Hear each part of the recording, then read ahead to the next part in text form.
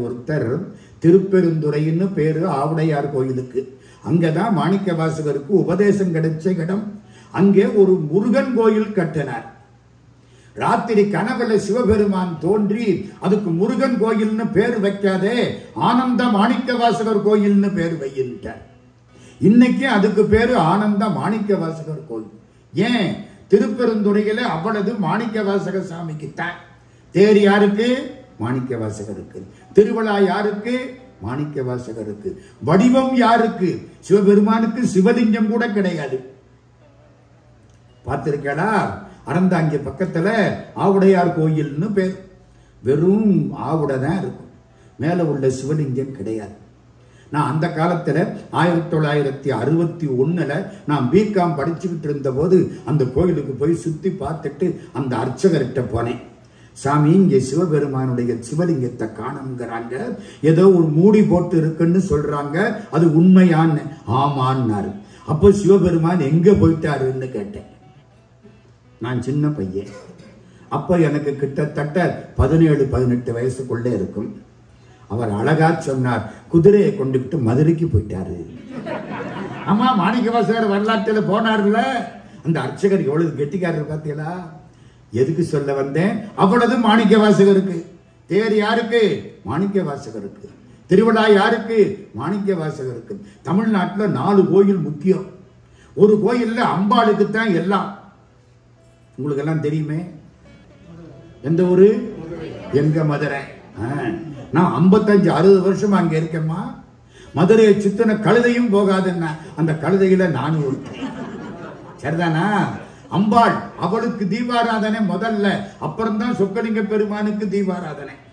இவர் அர்ச்சகரை கேட்கணும், என்ன அங்க ஆயிடுச்சா? இப்பதான் ஆயிட்டு இருக்கு. சரி, நமக்கு பண்ண ஒரு 1/2 hour ஆகும். புரியுதா? அங்க எல்லாம் அம்பாள் தான்.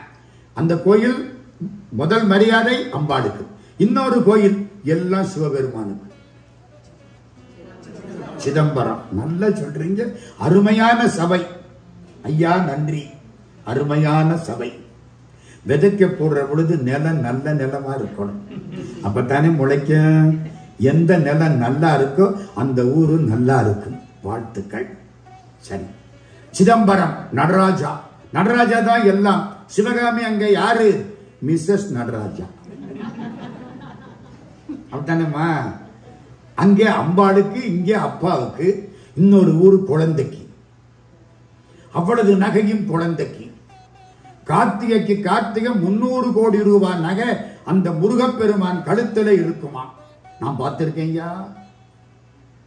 உங்க மாயவரத்துக்கு பக்கத்துல வைத்தீஸ்வரன் கோயில். என்ன? வைத்தீஸ்வரன் கோயில். சீதாராமன் ஐயாவுடைய அப்பா பேர் தெரியுமா? வைத்தியநாத கிருஷ்ணன். சைவமும் வைணவமும் சேர்ந்த ஒற்றுமை. வைத்தியநாதர் சைவம், கிருஷ்ணன் வைணவம், ரெண்டும் சேர்ந்த ஒற்றுமை. வைத்தியநாத கிருஷ்ணன். வைத்தீஸ்வரன் கோயில் போயிருக்கலாம். புள்ளிருக்கு வேலூர்னு பேரு. வைத்தீஸ்வரன் கோயில். முத்துக்குமார சாமின்னு முருகனுக்கு பேரு. அவ்வளவு பெருமையும் முத்துக்குமார சாமிக்கு தான். முத்தையா முத்தையா முத்தையான்னு கூப்பிடுறாங்கன்னா அது பூரா முத்துக்குமார சாமிக்கு தான் அவ்வளவு பேரு. முத்துக்குமார சாமி மேல பிள்ளைத்தமிழ் குமரகுருபர சுவாமிகள் பாடியிருக்கிறார். இப்ப 3 சொல்லிட்டேனா? அம்மாவுக்கு பெருமை மதுரை, அப்பாவுக்கு பெருமை சிதம்பரம், குழந்தைக்கு பெருமை வைத்தீஸ்வரன் கோயில், அடியாருக்கு பெருமை திருப்பெருந்துறை என்று ஆவுடையார் கோயில். அவ்வளவு அடியார் மாணிக்க வாசகர் சாமிக்கு தான். தேர்ல யாரு வருவா? மாணிக்க வாசகர் தான் வருவார். திருமேனியே மாணிக்க வாசகருக்குத்தான். அவர் நெத்தியில சந்தன வச்சு வச்சு வச்சு பள்ளமா போச்சா. சந்தன வச்சு 50 திருமேனி பள்ளமாகுது. கல் திருமேனிக்கு உண்டு, உற்சவ மூர்த்தியும் உண்டு, எல்லாம் மாணிக்க வாசகருக்கு தான். இப்ப சொல்றேன், அந்த பாட்டுக்கு திரும்ப போறேன். மாணிக்க வாசகர் பெற்றது எவ்வளவு பெருமை. அப்ப கெட்டிக்காரர் மாணிக்க வாசகர் தானே அப்படின்னு நினைக்கிறீங்களா? இல்லை. தந்தது உன் தன்னை, கொண்டது என் தன்னை, சங்கரா ஆர்கொலோ சதுரர். யாரு கெட்டிக்காரன்? அந்த ஒன்றில்லா ஆனந்தம் பெற்றேன், யாது நீ பெற்றதொன்றென்பால். சிந்தையே கோயில் கொண்ட எம்பெருமான் திருப்பெருந்துறை உரை சிவனே எந்தையே ஈசா உடல் இடங்கொண்டாய் யானிதற்கிலன் ஊர் கைமாறே. இந்த உடம்புக்குள்ள நீ வந்து உட்கார்ந்துட்டியே கடவுளே, இதுக்கு நான் என்ன கைமாறு காட்டுவேன்? இப்ப நான் கேட்கிறேன், மாணிக்கவாசகர் கெட்டிக்காரரா, சிவபெருமான் கெட்டிக்காரரா? நிச்சயமா சிவபெருமான் தான் கெட்டிக்காரர். என்ன சார் இவ்வளவு நேரம் பேசிவிட்டு கதையை மாத்துறீங்களே? ஆமா, சில படம் இன்டர்வலுக்கு அப்புறம் கம்ப்ளீட்டா மாறிடும். நான் என்ன பண்றது? மாணிக்கவாசகருக்கு என்ன கிடைச்சது? ஆனந்தம் கிடைச்சது. சரிதானா? அந்தமில்லாத ஆனந்தம் கிடைச்சது. சிவபெருமானுக்கு என்ன கிடைச்சது? திருவாசகம்னு ஒரு நூல் கிடைச்சது. அவர் எத்தனை வருஷம் தட்சிணாமூர்த்தியா இருந்து தவம் பண்ணனாரோ அந்த தவத்துக்கு பலனாக மாணிக்கவாசகர் வாயிலிருந்து அற்புதமான அமுத வாக்கு தமிழ்த்தேன் வான்கலந்த மாணிக்க வாசகனின் வாசகத்தை நான் கலந்து பாடுங்கள் நற்கருப்பஞ்சாற்றினிலே தேன் கலந்து பால் கலந்து செடுங்கனித்தீன் சுவை கலந்து ஊன் கலந்து உயிர் கலந்து உவட்டாமல் இனிப்பதுவே என்று உலகம் போற்றக்கூடிய ஒரு திருவாசகம் கிடைச்சதுன்னா தட்சிணாமூர்த்திக்கு அதிர்ஷ்டம் தானே. திருவாசகம் கிடைச்சு. ஏன் தெரியுமா? அவர் வேலை ரொம்ப சிம்பிளிஃபைடு. மாணிக்கவாசகரை ஆட்கொள்வதற்கு சிவபெருமான் பிட்டுக்கு மண் சுமந்தார், பெரும்பால அடிபட்டார். இனிமே யாரையாவது ஆட்கொள்வதானால் சிவபெருமானுக்கு அவ்வளவு துன்பம் கிடையாது, சிரமம் கிடையாது. திருவாசகத்தை படிக்க சொன்னா படிக்கிறவன் தன்னால நம்ம சீதாராமன் ஆட்பட்ட மாதிரி ஆட்படுவான். அப்போ மாணிக்கவாசகர் பண்ண காரியத்தினால சிவபெருமான் வேலை எளிதா போச்சு. திருவாசகம் படிச்சா கண்ணீர் வருமா வராதா? ஒரு செய்தி சொல்றேன். அப்ப யார் கெட்டிக்காரன்? முதல்ல இந்த கேஸ முடிச்சுக்குவோம். யார் கெட்டிக்காரன்? நிச்சயமா சிவபெருமான் தான் கெட்டிக்காரன். அதனாலதான் அவர் தெற்கு நோக்கி தவம் செய்கிறாரோ? எனக்கு ஒரு சந்தேகம். ஆமா, வடக்கு நோக்கி தானே தவம் செய்யணும். கைலாசம் வடக்க தானே இருக்கு. ஏன் தெற்கு நோக்கி தவம் செய்கிறாரு? மாணிக்கவாசகர் பிறந்த தமிழ்நாடு தெற்கே இருக்கு. அதனால தவம் பண்ணனா இன்னொரு மாணிக்கவாசகர் வரமாட்டாரா அப்படின்னு நினைச்சு தவம் பண்றாரோ? என் சந்தேகம். இருக்கலாம்ல. அவ்வளவு பெருமை மாணிக்கவாசகர் நூலுக்கு. இருங்க, அடுத்த செய்திக்குள்ள வேகமா போறேன். கோயம்புத்தூர் பக்கம் போயிருக்கிறீங்க. அதுக்கு பக்கத்துல ஒரு பாடல் பெற்ற திருத்தலம் இருக்கு. கொங்கு நாட்டில உள்ள திருத்தலங்களில் திருப்பாண்டி கொடுமுடின்னு ஒரு திருத்தலம் இருக்கு. கொஞ்சம் இந்த பக்கம் வரணும், ஈரோட ஒட்டி வந்துடும். திருப்பாண்டி கொடுமுடி. அங்க சிவபெருமானுக்கு பேரு தெரியுமா? முக்கணீஸ்வரர்னு பேர். என்ன பேரு? முக்கணீஸ்வரர். எனக்கு ரொம்ப நாளா புரியல. அது என்னையா முக்கணீஸ்வரர்னு ஒரு பேரா தெரியல. தவிச்சுக்கிட்டே இருந்தேன். ஒருத்தர் கதை சொன்னார். என்ன கதை தெரியுமா? ஒரு ஊர்ல ஒரு சிவபக்தன் காலையில சிவபூஜை பண்ணாம சாப்பிட மாட்டார். கிருபானந்த வாரியார் சுவாமி 87 ஆண்டுகள் வரைக்கும் சாகர வரைக்கும் சிவபூஜை பண்ணிட்டு தான் இறந்தார். அமர்நாத் யாத்திரை போன பொழுது ஐஸ் கட்டி மாதிரி தண்ணி, அதை எடுத்து தலையில ஊத்தி அது அப்படியே கிடுகிடுன்னு ஆடு 1000 தேள் கொட்டினாப்புல. அதோட உட்கார்ந்து நமசிவாய வாழ்க, நாதன் தாழ் வாழ்க, இமைப்பொழுதும் என் நெஞ்சில் நீங்காதான் தாழ் வாழ்கன்னு பூஜை பண்ண புண்ணியவன் கிருபானந்த வாரியார் சுவாமி. நான் சொல்றது ஒரு சிவபக்தர் குதிரையில புறப்பட்டு மாமனார் வீட்டுக்கு போனார். பொதுவா மாமனார் வீட்டுல மாப்பிள்ளைக்கு மரியாதை ஜாஸ்தி. பிள்ளைக்கு பண்ணாத மரியாதையை மாப்பிள்ளைக்கு பண்ணுவார்கள். சரிதானே? அது என்னமோ அப்படித்தான். அதுக்கு மேல ரொம்ப சொல்லக்கூடாது. மரியாதை. இவர் போயிட்டாரா, மச்சினங்காரன் வாங்க வாங்கன்னு கூப்பிட்டேன். மச்சினங்காரன் கொஞ்சம் விவகாரமான ஆளு, புரிஞ்சுக்கிடுங்க. கூப்பிட்டானா இவர் என்ன பண்ணார்? சாப்பிட வாங்க அத்தான்னா. நான் குளிச்சுட்டு பூஜை முடிச்சுட்டான் சாப்பிடுங்க. குளிங்க, பூஜை பண்ணுங்க, மாமனார் வீடு தானே. குளிச்சார். பூஜை ஆரம்பிக்கணும். இந்த மச்சனை என்ன பண்ணனா, இந்த கொள்ளு இருக்கு பாருங்க, குதிரைக்கு சாப்பிடுற கொள்ளு, இந்த கொள்ளை கட்டுறதுக்கு குதிரைக்கு ஒரு பை வச்சிருப்பாங்க. அந்த பைய வாயில கட்டி அதுல கொள்ளை போட்டுட்டா அந்த குதிரை அந்த கொள்ளை அப்படியே சாப்பிட்டுக்கிட்டே இருக்கும். இந்த பைக்கு முக்கணின்னு பேரு. குதிரை கொள்ளு வைக்கிறான் பாருங்க பையி, அதுக்கு என்ன பேரு? முக்கணின்னு பேரு. இந்த மச்சான் என்ன பண்ணா, இந்த முக்கணி குதிரை இந்த கொள்ளு பைய கொண்ட அப்படி குப்பர வச்சான். வச்சா எப்படி இருக்கும்? அருமையா சொல்றீங்க, சிவலிங்கம் மாதிரி இருக்கும். சிவலிங்கம் மாதிரி வச்சு பூவெல்லாம் போட்டு வச்சுட்டேன். அவர் குளிச்சுட்டு வந்தாரா, அத்தான் உங்களுக்காக இந்த சிவலிங்கத்தை வச்சிருக்கேன், பூஜை பண்ணுங்கன்ட்டேன். பார்த்தாரு, சிவலிங்கம் மாலையெல்லாம் போட்டிருக்கு. உட்கார்ந்துட்டாரு. உட்கார்ந்து மனசார 2 மணி நேரம் கடவுளோட பேசுறாரு. நம்ம வாழ்க்கையில முக்கியமான நேரம் எது தெரியுமா? ஆண்டவனோட பூஜையில பேசுறோம் பாருங்க, அதுதான் முக்கியமான நேரம். அது எவ்வளவு நேரத்துக்கு செய்யலாம்? சேரமான் பெருமாள் நாயனார் பூஜை பண்ணுவாராம். நடராஜ பெருமான் திருவடியில இருந்து சிலம்பு ஒளி கேட்குமா, அப்புறம் தான் பூஜை முடிப்பாராம். நான் பூஜை பண்ணுவேன், சட்னி வாசம் அடிச்சா பூஜையை முடிச்சிருவேன். ஆமா, இட்லி ரெடி, சட்னி ரெடி, இன்னி என்ன பூஜை? சிவபெருமானே ப்ளீஸ் வெயிட், நாளைக்கு பார்த்துக்கலாம். உட்காரு, இங்க இட்லி ரெடி, சட்னி ரெடி. ஆபீஸுக்கு போகணும், 10 மணிக்கு லேட்டா போனா ஆபீசர் திட்டுவாரு, லேட்டா போனா சிவபெருமான் திட்ட மாட்டாரு. நாளைக்கு பார்த்துக்கலாம், சாரி, முடிஞ்சு போச்சு. பூஜை பண்ற போது கிடைக்கிறது பேரின்பம். 2 மணி நேரம் இவன் பூஜை பண்றான், மச்சான் சிரிச்சுக்கிட்டே இருக்கான். கொள்ளு பைய வச்சு சிவலிங்கம்னு முட்டா பைய பூஜை பண்றான்டா. யாரு முட்டாள்னு யாருக்கு தெரியும்? கடவுளுக்கு தானேயா தெரியும். எனக்கு தெரியுமா? உங்களுக்கு தெரியுமா? தெரியாது. பூஜை எல்லாம் முடிஞ்சுதா? மச்சான் பார்த்தான், ஏய் நல்ல வேலை, இங்க பாரு உன் கொள்ளு பைய வச்சிருக்கேன் இங்கன்னா. என்னடா இந்நேரம் மனசு நல்லா ஈடுபட்டுதே, சாநித்தியம் இருந்ததே எப்படின்னு போய் பார்த்தா சிவலிங்கமா மாறிடுச்சு. கொள்ளு பை கிடையாது, சிவலிங்கம். உங்க நினைப்பு தானையா கடவுள். நீங்க எவ்வளவுக்கு கடவுளை நினைக்கிறீங்களோ கடவுள் அவ்வளவுக்கு உங்களை நினைப்பார். ஆஞ்சநேயான்னு கும்பிட்டா கடவுள் ஆஞ்சநேயனா வந்து காட்சி கொடுப்பார். சிவலிங்கம்னு கும்பிட்டா சிவலிங்கமா வந்து காட்சி கொடுப்பார். கருப்பண்ண சாமின்னு கும்பிட்டா கருப்பண்ண சாமியா வந்து காட்சி கொடுப்பார். ஆஞ்சநேயர்னு கும்பிட்டா ஆஞ்சநேயரா காட்சி கொடுக்கிற மாதிரி ராமர்னு நினைச்சு கும்பிட்டா ராமரா காட்சி கொடுப்பார். மகா பெரியவர்னு நினைச்சு கும்பிட்டா மகா பெரியவரா வந்து காட்சி கொடுப்பார். இல்லைன்னு சொன்னா இல்லை என்று போயிடுவார்.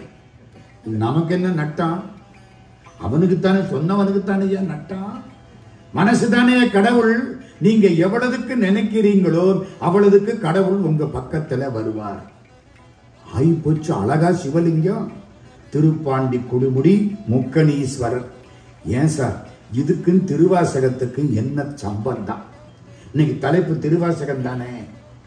முக்கணி அருளிய முழுத்தடல் மேனி சொக்கது ஆக காட்டிய தொன்மையும். திருவாசகத்துல 2ஆம் தலைப்பு கீர்த்தி திரு அகவல். அம்மா, திருவாசகம் எத்தனை தலைப்புன்னு தெரியுமா?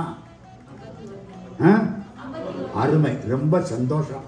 பரவாயில்ல, ரொம்ப விவரமான ஆட்கள். நான் தப்பா சொன்னா மாட்டிக்கிறேன். 51 தலைப்பு. அது என்னம்மா 51 தலைப்பு? அந்த காலத்துல தமிழ் எழுத்து 51, அச்சரங்கள் 51, அகர முதலென உரை செய் 51 அக்கரமும். திருப்புகழ். மதுரை மீனாட்சி கோவிலுக்கு வாங்க, அக்ஷரலிங்கம்னு போட்டு 51 சிவலிங்கம் இருக்கு, எண்ணி பாருங்க. 51 தான் ஆரம்ப காலத்துல, பின்னால்தான் தமிழ் எழுத்து 247. அந்த காலத்துல 51 எழுத்துத்தான். கந்தர் அனுபூதி எத்தனை பாட்டு? மந்திரம் 51 பாட்டு. ராமலிங்க சாமி எத்தனை வருஷம் வாழ்ந்தார்? 1823, 1874, 51 வருஷம் வாழ்ந்தார். திருவாசகத்துல எத்தனை தலைப்பு? 51 தலைப்பு. அந்த 51 தலைப்புல 2ஆம் தலைப்பு கீர்த்தி திரு அகவல். அதுல சொல்றார், முக்கணி அருளிய முழுத்தழல் மேனி. சிவபெருமான் திருமேனி நெருப்பு, அக்னி. அதை கொண்டு போய் ஒரு குதிரை கொள்ளு பைக்குள்ள நுழைச்சுக்கிட்டு இருந்திய பெருமானே, உன் பெருமை எப்படி, உன் எளிமை எப்படி? ஆண்டவன் எவ்வளவுக்கு பெருமையானவனோ அவ்வளவுக்கு எளிமையானவன். சரிதானே? என் பைக்குள்ள சிவபெருமான் இருக்கார், நம்புறீங்களா? எடுத்து காட்டுறேன், சிவலிங்கம் இருக்கு. அவர் சிவலிங்கமா இல்லையா? ஆமா, எனக்கு அவர் தான் சிவபெருமான். நம்பினார் கெடுவதில்லை நான்கு முறை தீர்ப்பு. அம்பிகையை சரண் புகுந்தால் அதிக வரம் பெறலாம். நம்பின பேருக்கு நடராஜா, நம்பாத பேருக்கு யமராஜா. முக்கணி அருளிய முழுத்தளல் மேனி சொக்கது ஆக காட்டிய தொன்மையும். எந்த ஊரு? கொங்கு நாடு. சீதாராமனுக்கு சந்தோஷமா இருக்கு. கோயம்புத்தூர்காரர், கோயம்புத்தூர் கொங்கு நாடு. அவங்க அப்பா அந்த பகுதியில தியாக பிரம்மத்துக்காக 60 வருஷத்துக்கு மேல எத்தனையோ கச்சேரிகள் பண்ணுன புண்ணியவான். அதனாலதான் இப்படி மகனும் மருமகளும் பேரனும் வாய்த்திருக்கிறார்கள். நம்ம பண்ணுன புண்ணியம். பண்ட வாய்க்கும் படுதல வாய்க்கும் பாக்கியவானுக்கு, பொண்டு வாய்க்கும் புள்ள வாய்க்கும் புண்ணியவானுக்கு. சரிதானே? பண்டாட்டி புள்ள நல்லா இருக்கணும்னா புண்ணியவானுக்கு தான் அது கிடைக்கும். எங்க ஊர்ல ஒண்ணு சொல்லுவான், அமெரிக்க சம்பளமும் இந்திய மனைவியும் புண்ணியம் பண்ணாத்தான் கிடைக்கும்.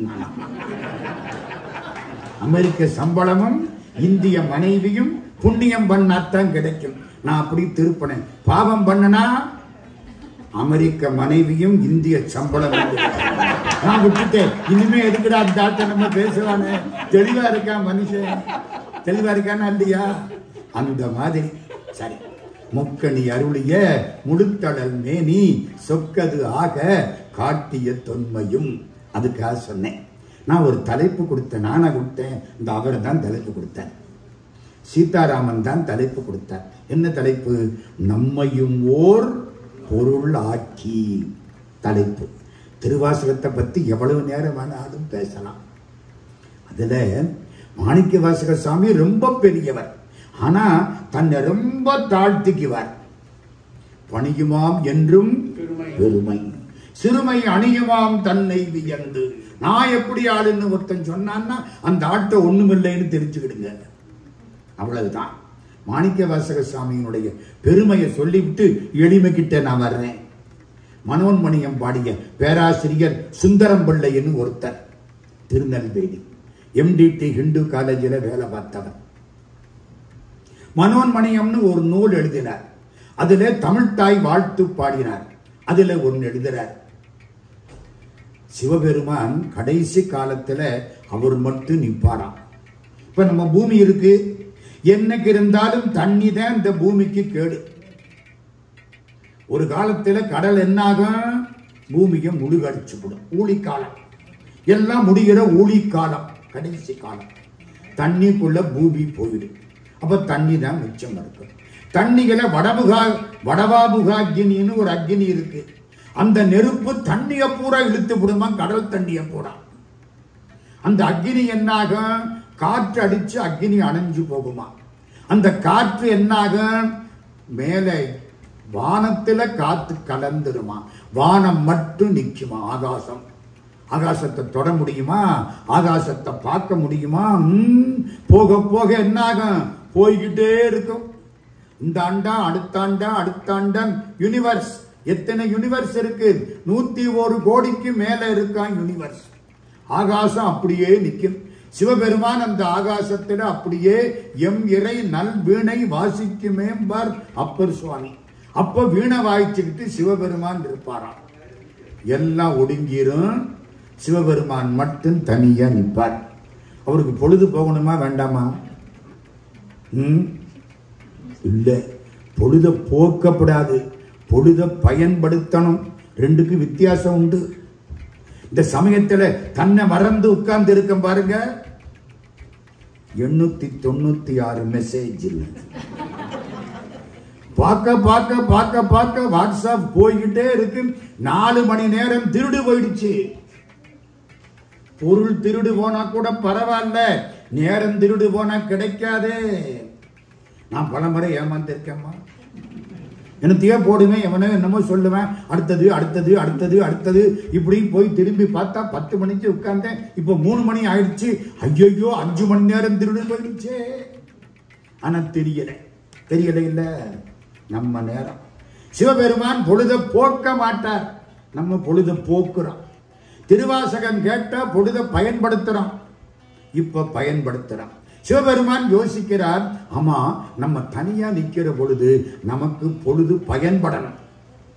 அப்ப நல்ல நூலை படிக்கணும்.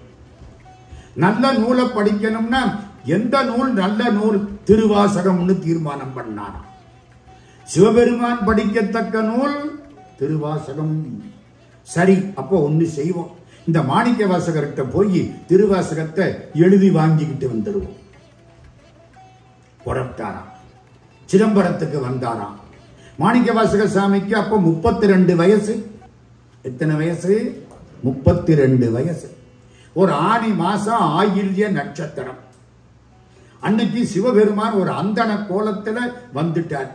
செக்கச்செவேல்னு திருமேனி, பூநூல், கண்ணுல மையி, அழகா இருக்கும். சிவனுக்கு மை போட்டா அழகா இருக்குமா இருக்காதா? சிவபெருமான் சிவப்பா கருப்பா?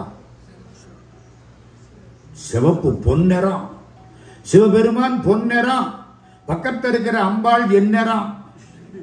இப்ப தெளிவா புரியுமே. அவன் பொன்னிறம், பொன்னார் மேனியனே, புலித்தோலை அரைக்கசைத்து நின்னார் செஞ்சடை மேல் மிளிர் கொன்றை அணிந்தவனே. அப்படி வந்தார் கம்பீரமா.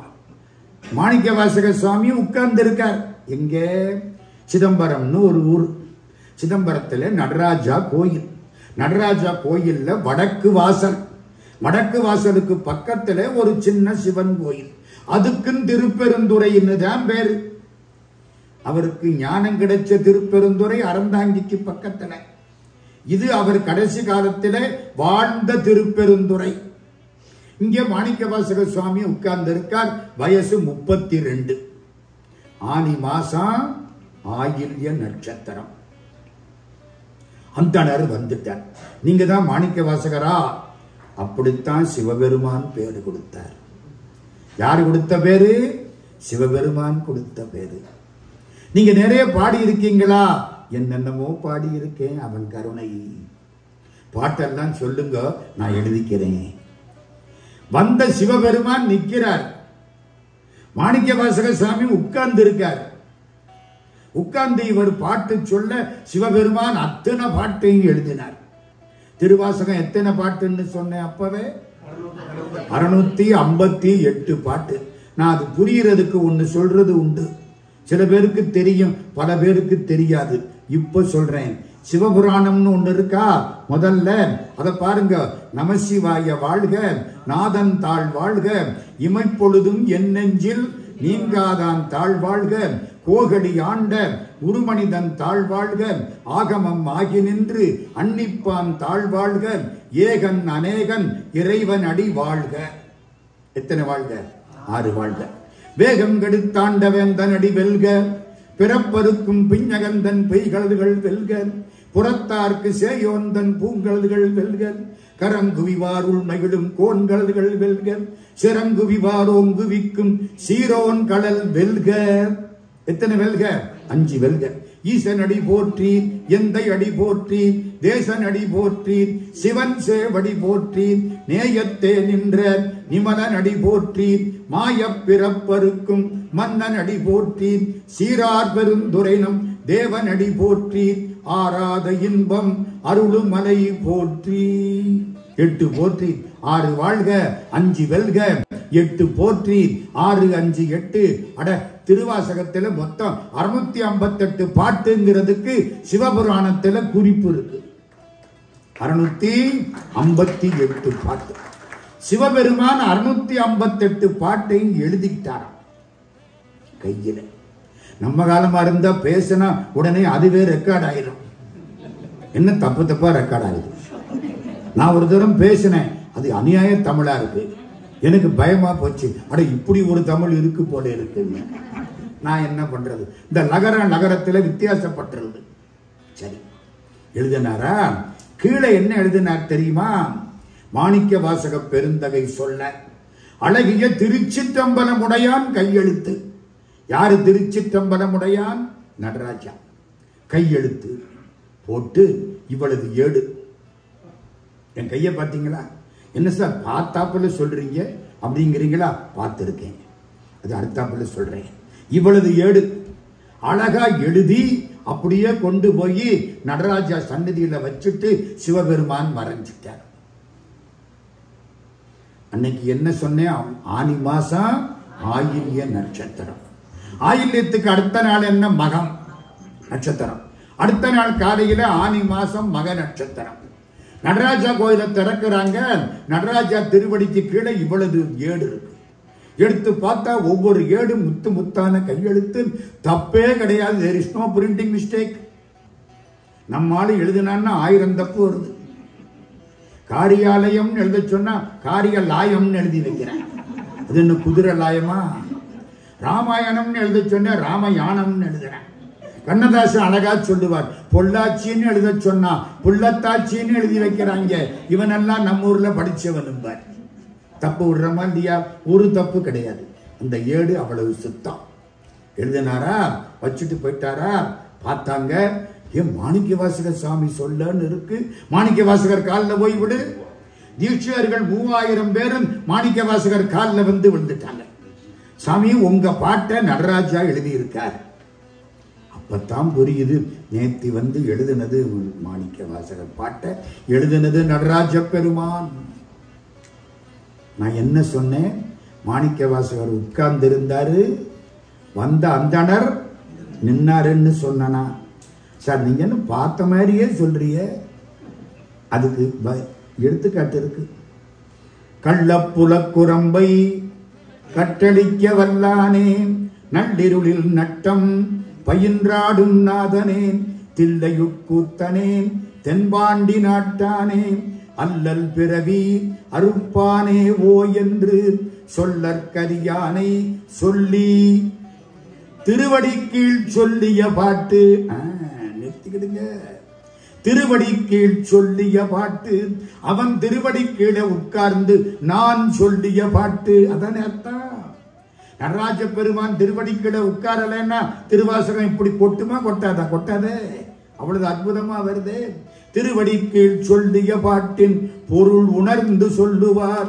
பொருள் அறிந்தா, பொருள் உணர்ந்தா. நடராஜாவுக்கு முன்னாலே மாணிக்க வாசக சாமி நிற்கிறார். ஆனி மாசம் மக நட்சத்திரம். இது மாதிரி ஒரு காலை வேளை நடராஜ பெருமானத்துக்கு முன்னாலே தீட்சிதர்கள் கேட்டார்கள், மாணிக்க வாசக பெருமானே, திருவாசகத்துக்கு உரை சொல்லுங்கள். உரை திருவாசகத்துக்கு பொருள், சொல்லிய பாட்டின் பொருள் நடராஜான்னு காமிச்சார். ஜோதி உண்டாயிற்று. ஆனி மாசம் மக நட்சத்திரம். மாணிக்க வாசக சுவாமி கலந்து விட்டார். பொருள் உணர்ந்து, சும்மா அர்த்தம் புரிஞ்சு பதவுரை பொழிப்புரை இலக்கண குறிப்பு அதெல்லாம் வேண்டாம், தூங்கிடுவாங்க. வேண்டாம், பொருள் உணர்ந்து சொல்லுவார். ஆமா, அப்ப மாணிக்க வாசகருக்கு எத்தனை வருஷம்னு சொன்னேன்? 32. அது எப்படி சார் தெரியுது? சிவபுராணத்துல 32வது வரி என்னன்னு கேட்டா ஒரு மாதிரியா பாப்பீங்க. சிவபுராணத்துல, சிவபுராணம் இப்ப சொன்னீங்கல்ல என் கூட சேர்ந்து, 32வது வரி, மெய்யே உன் பொன்னடிகள் கண்டு இன்று வீடு உற்றேன். வீடு உருவேனுங்கிறதா, வீடு உற்றேனுங்கிறதா? இனிமே தானங்க மோட்சத்துக்கு போறாரு. என்ன சொல்றாரு பாத்தீங்களா? இன்றுங்கிறார். 32 வயசுல இது அடங்கிரும் அப்படின்னு கண்டுபிடிச்சதுனால அந்த பரம ஞானி 32வது வரியிலே, மெய்யே சத்தியமான பெருமானே உன் பொன்னடிகள் கண்டு இன்று வீடு உற்றேனுங்கிறார். நிறுத்துங்க. எதுக்கு சார் இவ்வளவு கதையும் ஆரம்பிச்சீங்க? அப்பவே மனோன்மணியம் பாடிய பேராசிரியர்னு ஒன்னு ஆரம்பிச்சேன். ஞாபகம் வருதா? இங்க வந்த உடனே அதை விட்டுறப்படாது.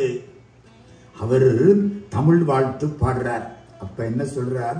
சிவபெருமானே, நீ போய் மாணிக்க வாசகர்கிட்ட எல்லாத்தையும் நீயே எழுதி வாங்கிக்கிட்டில்ல. ஏன் எழுதி வாங்கிக்கிட்ட?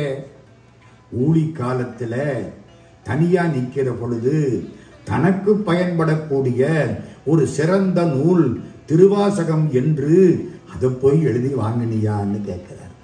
கடையூழி வருந்தனிமை கடிக்க அன்றோ அம்பலத்துள் உடையார் உன் வாசகத்தில் ஒரு பிரதி கருதினதே. அம்பலத்துள் உடையார் யாரு? நடராஜா. கடைகூலி காலத்திலே வரக்கூடிய தனிமையை கழிப்பதற்காக நடராஜா உன் திருவாசகத்தை எழுதி வாங்கிக்கிட்டாரோ தமிழே அப்படின்னு தமிழ்தாய் வணக்கம் பாடுறார் மனோன்மணியம் பாடிய சுந்தரம் பிள்ளை. அப்போ திருவாசகம் எங்க போயிருச்சு? சிவபெருமானால் எழுதப்படத்தக்க நூலுன்னா திருவாசகத்துக்கு எவ்வளவு பெருமை, அதை எழுதின மாணிக்க வாசகருக்கு எவ்வளவு பெருமை. நான் இப்ப என்ன சொல்றேன்? திருவாசகத்தின் பெருமையை சொல்லுகிறேன். வாட்டமிலா மாணிக்க வாசக ராமலிங்க சுவாமி. மாணிக்க வாசக பெருமானே, நீ பாடின திருவாசகத்தை நான் பாடிக்கிட்டே போனா பறவை விலங்கு அதை கேட்டுதா எல்லாம் மோட்சத்துக்கு போயிடுச்சு ஐயா. வாட்டமிலா மாணிக்க வாசக, நின் வாசகத்தை கேட்ட பொழுது அங்கிருந்த கீழ் பறவை சாதிகளும் வேட்டமுறும் பொல்லா விலங்குகளும் மெஞ்ஞான நாட்டமுறும் என்னில் இங்கு நான் அடைதல் வியப்பன்றே. விலங்குக்கு கூட அறிவு வந்துரும்னா திருவாசகத்தை படிச்ச எனக்கு அறிவு வராம இருக்குமா? வந்துருச்சு. Reverend father GU. போப்னு ஒரு புண்ணியவான் லண்டன்ல இருந்து புறப்பட்டு இந்தியாவுக்கு வந்தார். சாமியார், கிறிஸ்தவர். ஒரு 100 பைபிள், ஒரு 200 சிலுவை, எதுக்கு? நம்ம கழுத்துல மாற்றுறதுக்கு எடுத்துக்கிட்டு திருநெல்வேலிக்கு வந்துட்டார்.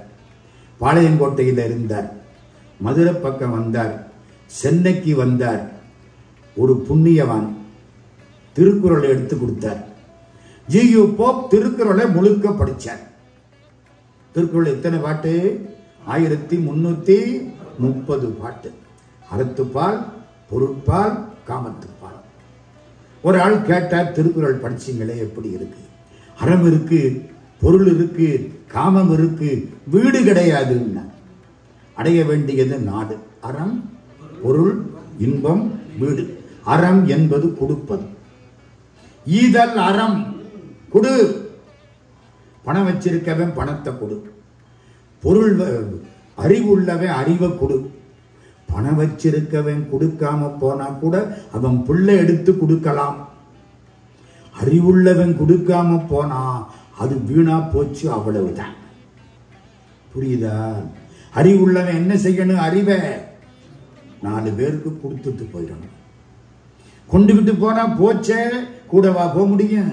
எங்க நீங்க எவ்வளவு படிச்சீங்களே, கொஞ்சத்தை நாளானைக்கு திரும்ப வந்து சொல்லுவீங்களா? முடியாதே. நத்திங் டூயிங் போயிருமே. அதனாலதான் அறிவாளி அறிவை கொடுத்துட்டு போகணும், மறைச்சிட்டு போக கூடாது. கரவாகிய கல்வி ஊழார் கடை சென்று இரவாவகை மெய்ப்பொருள் ஈகுவையோ கந்தர் அனுபூதி. படிச்சத மறைச்சு மறைச்சு வைக்கிறான் பாருங்க. 4 பேருக்கு சொல்லாம அந்த பயல்கிட்ட போய் சொல்லுன்னு கேட்கிற மாதிரி என்ன வச்சிராத முருகா. படிச்சத 4 பேருக்கு சொல்லாம இருக்கிறவன் அடுத்த ஜென்மத்தில பிரம்ம ராட்சசா பிறந்து தலைகீழா தொங்குவானா. வாரியார் சாமி சொல்றாரு. படிச்சதை என்ன செய்யணும்? இந்த மாதிரி 4 பேருக்கு கொடுத்துட்டு போயிடணும். சரிதானே? கொடுக்கலன்னா ஆபத்து. Reverend father GU. போப் நமக்கெல்லாம் சிலுவை போடுறதுக்கு கொண்டுட்டு வந்துட்டார். இந்த 3ஐயும் படிச்சார். எந்த 3? திருக்குறள்ல அறம், பொருள், இன்பம் இருக்கு. அறம் என்பது கொடுப்பது, பொருள் என்பது முறைப்படி ஈட்டுவது, தீவினை செய்யாமல் ஈட்டுவது. நானா சொல்றேன், ஔவையார் சொல்றா, ஈதல் அறம், தீவினை விட்டு ஈட்டல் பொருள். இன்பம்னா காதல் இருவர் கருத்து ஒருமித்து ஆதரவு பட்டதே இன்பம். காதலிக்கக்கூடிய கணவனும் மனைவியும் மனசு ஒத்து போறாங்களே, அதான் சார் வாழ்க்கை. மனசு ஒத்து போகணுமா இல்லையா? நாயும் பூனையுமாவா இருக்கிறது? மனசு ஒத்து போகணும், அதுதான் வாழ்க்கை. அதானே சிறப்பு. ஒரு பொண்ணு மணிபரிசில ஒரு போட்டோ வச்சிருந்தாலாம். ராத்திரிக்கு ராத்திரி தனியா தனியா எடுத்து பார்க்கறான். இந்த புருஷனுக்கு சந்தேகம் வந்துருச்சு. என்னமோ ஒரு போட்டோ வச்சு பார்க்கறாளே, புரியலையே. அன்னைக்கு ராத்திரி அவன் நல்லா தூங்குற பொழுது மெதுவா பரிசு எடுத்தேன். பார்க்கறேன், இவன் போட்டோ. உனக்கு ஒன்னும் புரியல. அந்த பொண்ணு ஆபீஸுக்கு போற பொழுது பக்கத்துல, என்னம்மா பர்சில் என் போட்டோவை வச்சிருக்கியே, என் மேல உனக்கு என்ன அவ்வளவு பக்தியா, பாசமா, அன்பா, காதலா அப்படின்னு பார்த்தா இல்ல. ஆபீஸ்ல ரொம்ப கஷ்டம் வரும், துன்பம் வரும், அப்பவெல்லாம் உங்களை பார்ப்பேன். இந்த மனுஷனை கட்டிக்கிட்டமே, இதை விட பெரிய துன்பமா இனிமே வரப்போகுதுன்னு நினைப்பேன். அந்த துன்பம் எல்லாம் ஒண்ணும் இல்லாம போயிடும். இப்படியா இருக்கிறது புருஷனும் பொண்டாட்டியும்? புரியுதா? ஜோசியர்கிட்ட கணவனும் மனைவியும் 45 வயசுல போய் நீட்டினாங்களாம் ஜாதகத்தை. ஜோசியர் இப்படி பார்த்தாராம், இன்னும் 50 வருஷத்துக்கு இப்படியே இருப்பீங்க. அதுக்கு ஒன்றும் பரிகாரம் இல்லையான்னு அவன் கவலை அவனுக்கு. எப்படி காதல்னா என்ன? ஔவையார் சொல்றா, ஐயா நான் சொன்னேன், அறிவு உணர்வு ரெண்டிலும் சிறந்த பெண் ஔவையார். என்ன சொல்றா?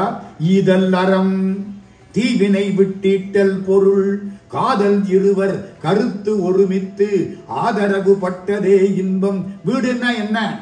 சிவபெருமான நினைச்சு இந்த மூணையும் விட்டு கலட்டிக்கிறது வீடு.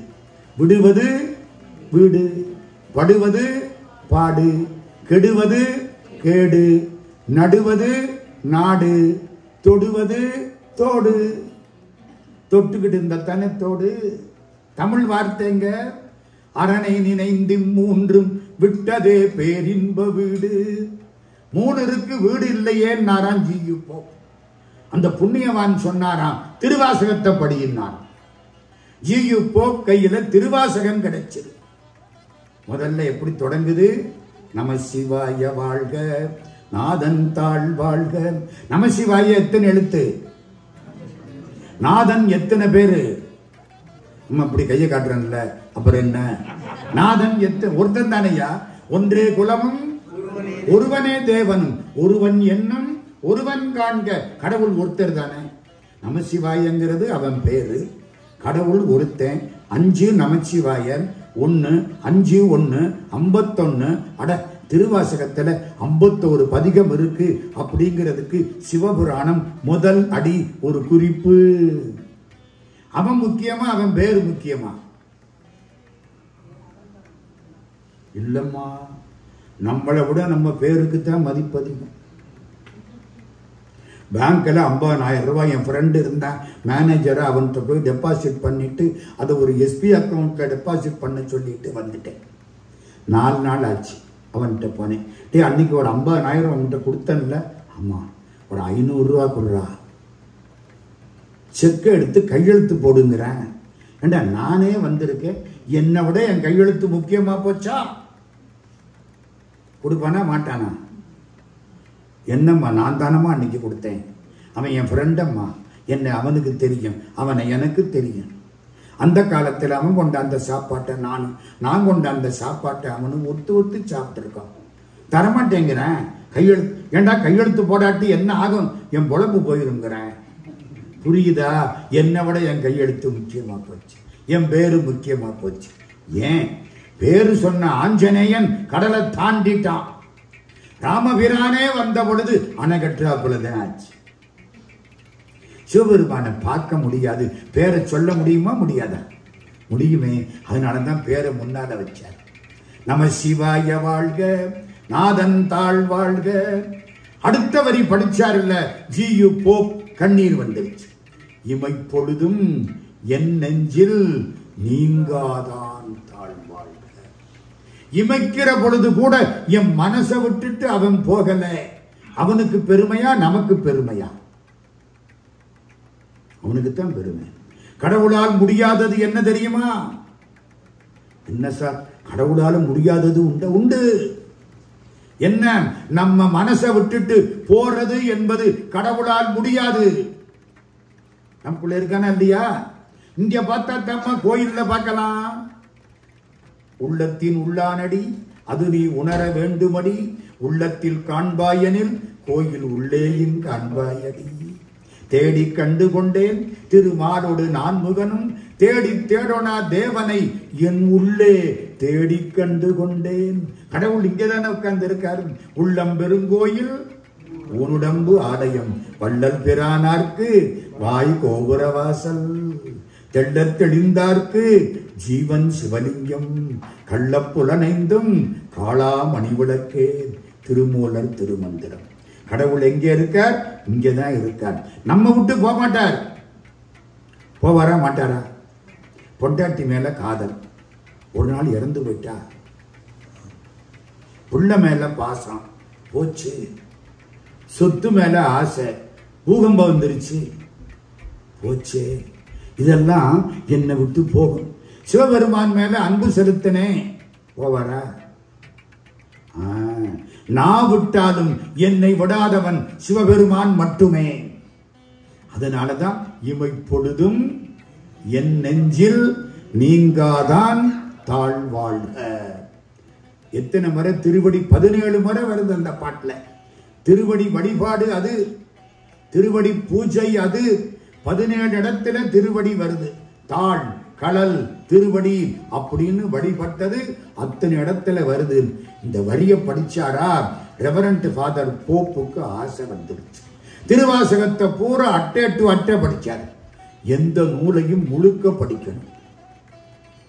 சும்மா 2 பாட்டை படிச்சு விட்டு எனக்கு திருவாசகம் பூரா தெரியும்னு காலரை தூக்கி விட்டுக்க கூடாது.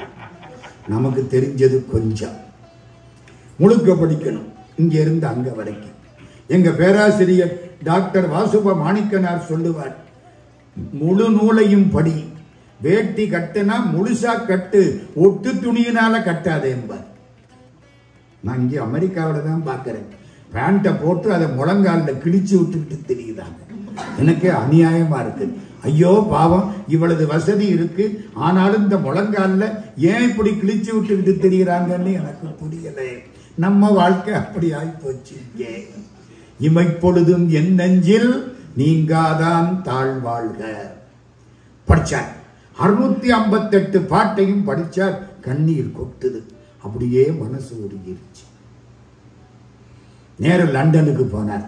அங்க ஒரு பெரிய சாமியார், கல்லூரி பிரின்சிபல், அவர்கிட்ட போய் சொன்னார், மேல்நாட்டிலே உள்ள நூல்களை எல்லாம் ஒரு தராசு தட்டில் வைத்து திருவாசகத்திலே உள்ள ஒரே ஒரு வரியை எழுதி இன்னொரு தராசு தட்டில் வைத்தால் மேல்நாட்டு தட்டு மேலே போய்விடும், திருவாசக தட்டு கீழே இருக்கும்.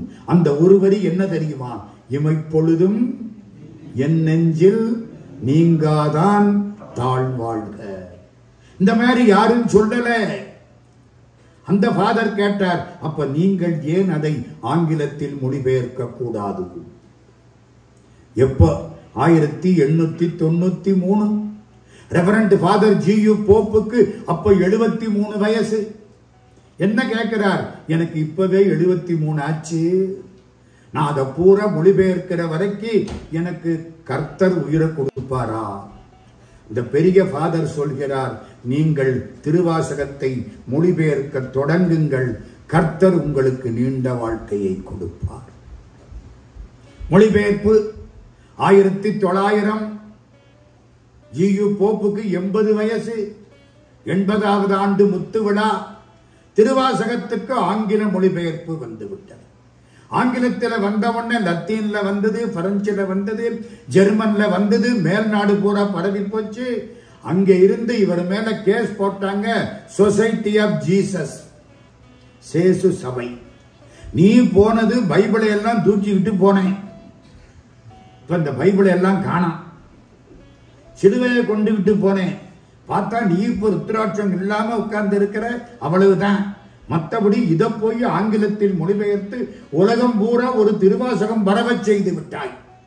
கோர்ட்ல நிறுத்தியாச்சு. ஒரு ஜட்ஜு, அவர் ஒரு சாமியார் வந்து பார்த்தார். ஃபாதர், அந்த திருவாசக மொழிபெயர்ப்பு உங்கள்கிட்ட இருக்கா? இருக்கு, கொடுங்க, படிச்சுட்டு அடுத்த வாரம் தீர்ப்பு சொல்றேன். அந்த நீதிபதியை கும்பிடணுமா இல்லையா? படிச்சுட்டு தீர்ப்பு சொல்லி இருக்கார். எங்க ஊர்களில் பெட்டியை வாங்கிக்கிட்டே தீர்ப்பு சொல்லிடுவோம். நாங்க என்ன பண்றது? எங்க தலையெழுத்து. படிச்சுட்டு தீர்ப்பு சொல்லி இருக்கார். அடுத்த வாரம் ஞாயிற்றுக்கிழமை எல்லாம் காத்து இருக்காங்க. இன்னைக்கு நீதிபதி வந்து இவருக்கு தண்டனை கொடுக்க போறார். இவர் அப்படியே நிற்கிறார், கையில இன்னொரு திருவாசக மொழிபெயர். நீதிபதி வந்தார், வேகமாக வந்தார். ஜியு போப் பக்கத்துல வந்தார். சடார்னு காலில் விழுந்து கும்பிட்டார். நீதிபதி கைதி காலில் விழுந்து கும்பிட்டா என்ன அர்த்தம்? கைதி நீதிபதியை விட பெரிய ஆளாயிட்டான்னு அர்த்தம். என்ன சொன்னா தெரியுமா? he is the true Christian. இவர்தான் உண்மையான கிறிஸ்தவர். ஏன் தெரியுமா? நான் திருவாசகத்தின் மொழிபெயர்ப்பைத்தான் படித்தேன், மூல நூலை படிக்கவில்லை. நான் தமிழில் திருவாசகத்தை படிக்கவில்லை, ஆங்கிலத்தில் மொழிபெயர்ப்பைத்தான் படித்தேன். மொழிபெயர்ப்பை படித்த எனக்கே பேசாமல் சென்னைக்கு போய் நமச்சிவாய வாழ்க, நாதன் தாழ் வாழ்க என்று பாடிக்கொண்டு இருக்கலாமா என்று தோன்றுகிறது. இந்த மனிதர் ஆங்கிலத்தில் மொழிபெயர்த்தவர், மூல நூலை படித்தவர். மாணிக்கவாசக சுவாமி எந்த தமிழில் பாடினாரோ அந்த தமிழில் படித்துவிட்டு நம்மிடத்திலே மீண்டும் வந்திருக்கிறாரே, இவர்தான் உண்மையான கிறிஸ்தவர். காலில் விழுந்தாராம்.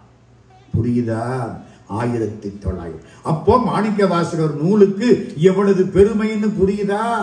அவ்வளவு பெருமையுள்ள மாணிக்க வாசக சுவாமி தன்னை தாழ்த்தி கொண்டு பேசுகிறார். இமயமலை சாதாரண குன்று மாதிரி பேசுகிறது. அதுதான் இந்த தலைப்பு. இன்னைக்கு நம்மையும் ஒரு பொருளாக்கி. கடைசி பாட்டு 658வது பாட்டு. செம்மை நலம் அறியாத சிதடரொடும் திரிவேனை மும்மை மலம் அறிவித்து முதலாய முதல்வந்தான் நம்மையுமோர் பொருளாக்கி நாய் சிவிகை ஏற்றுவித்த அம்மையன கருளியவாறு ஆர் பெறுவார் அச்சோவே. நாய கூப்பிட்டு சிவிகையில வச்ச மாதிரி. சிவிகைன்னா பல்லக்கு.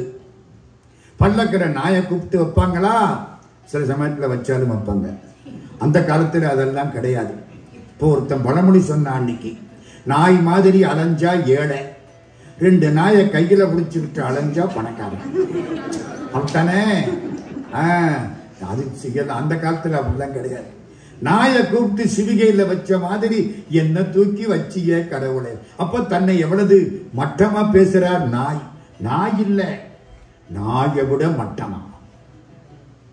நாயிற்கடையாம் நாயேனை நயந்து நீயே ஆட்கொண்டாய், மாயப்பிறவி உன்வசமே வைத்திட்டிருக்கும் அதுவன்றி ஆயக்கடவேன் நானோதான் என்னதோ இங்கு அதிகாரம் காயத்திடுவாய் உன்னுடைய கடற்கீழ் வைப்பாய் கண்ணுதலே. நாயவிட கடையாம். திருவாசகம் சிவபுராணம் தெரியுமல்ல? ஞாபகம் வருதா? ஞாயிற்கடையாய் கிடந்த அடியேற்கு தாயிற் சிறந்த தயாவான தத்துவனே. நான் நாயை விட மட்டம், நீ தாயை விட சிறப்பு. ரொம்ப சிறந்தவள் தாய் குடியிருந்த கோயில். சிவபெருமான் அதுக்கு மேல. தாய் உடம்பு அழுக்கத்தானே கழுவா. குழந்தை சின்ன குழந்தையா இருக்கும் போது மலத்தை கழுவாளா இல்லையா? சிவபெருமான் ஆணவ கர்ம மாயங்கிற மனத்தை எல்லா பிறவியிலும் கழுவுவதினாலே அவன் தாயில் சிறந்த தயா. நான் நாயை விட மட்டம். அது என்னங்க நாயை விட மட்டம்ங்கிறாரு?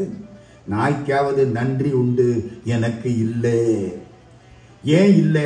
சிவபெருமானே திருப்பெருந்துறையிலே வந்து என்னை தடுத்து ஆட்கொண்டாய், நான் உங்கூட வரல, மதுரைக்கு வந்துட்டேன், இங்கே இருக்கிறேன், உன்னை பிரிஞ்சு இருக்கிறேன்.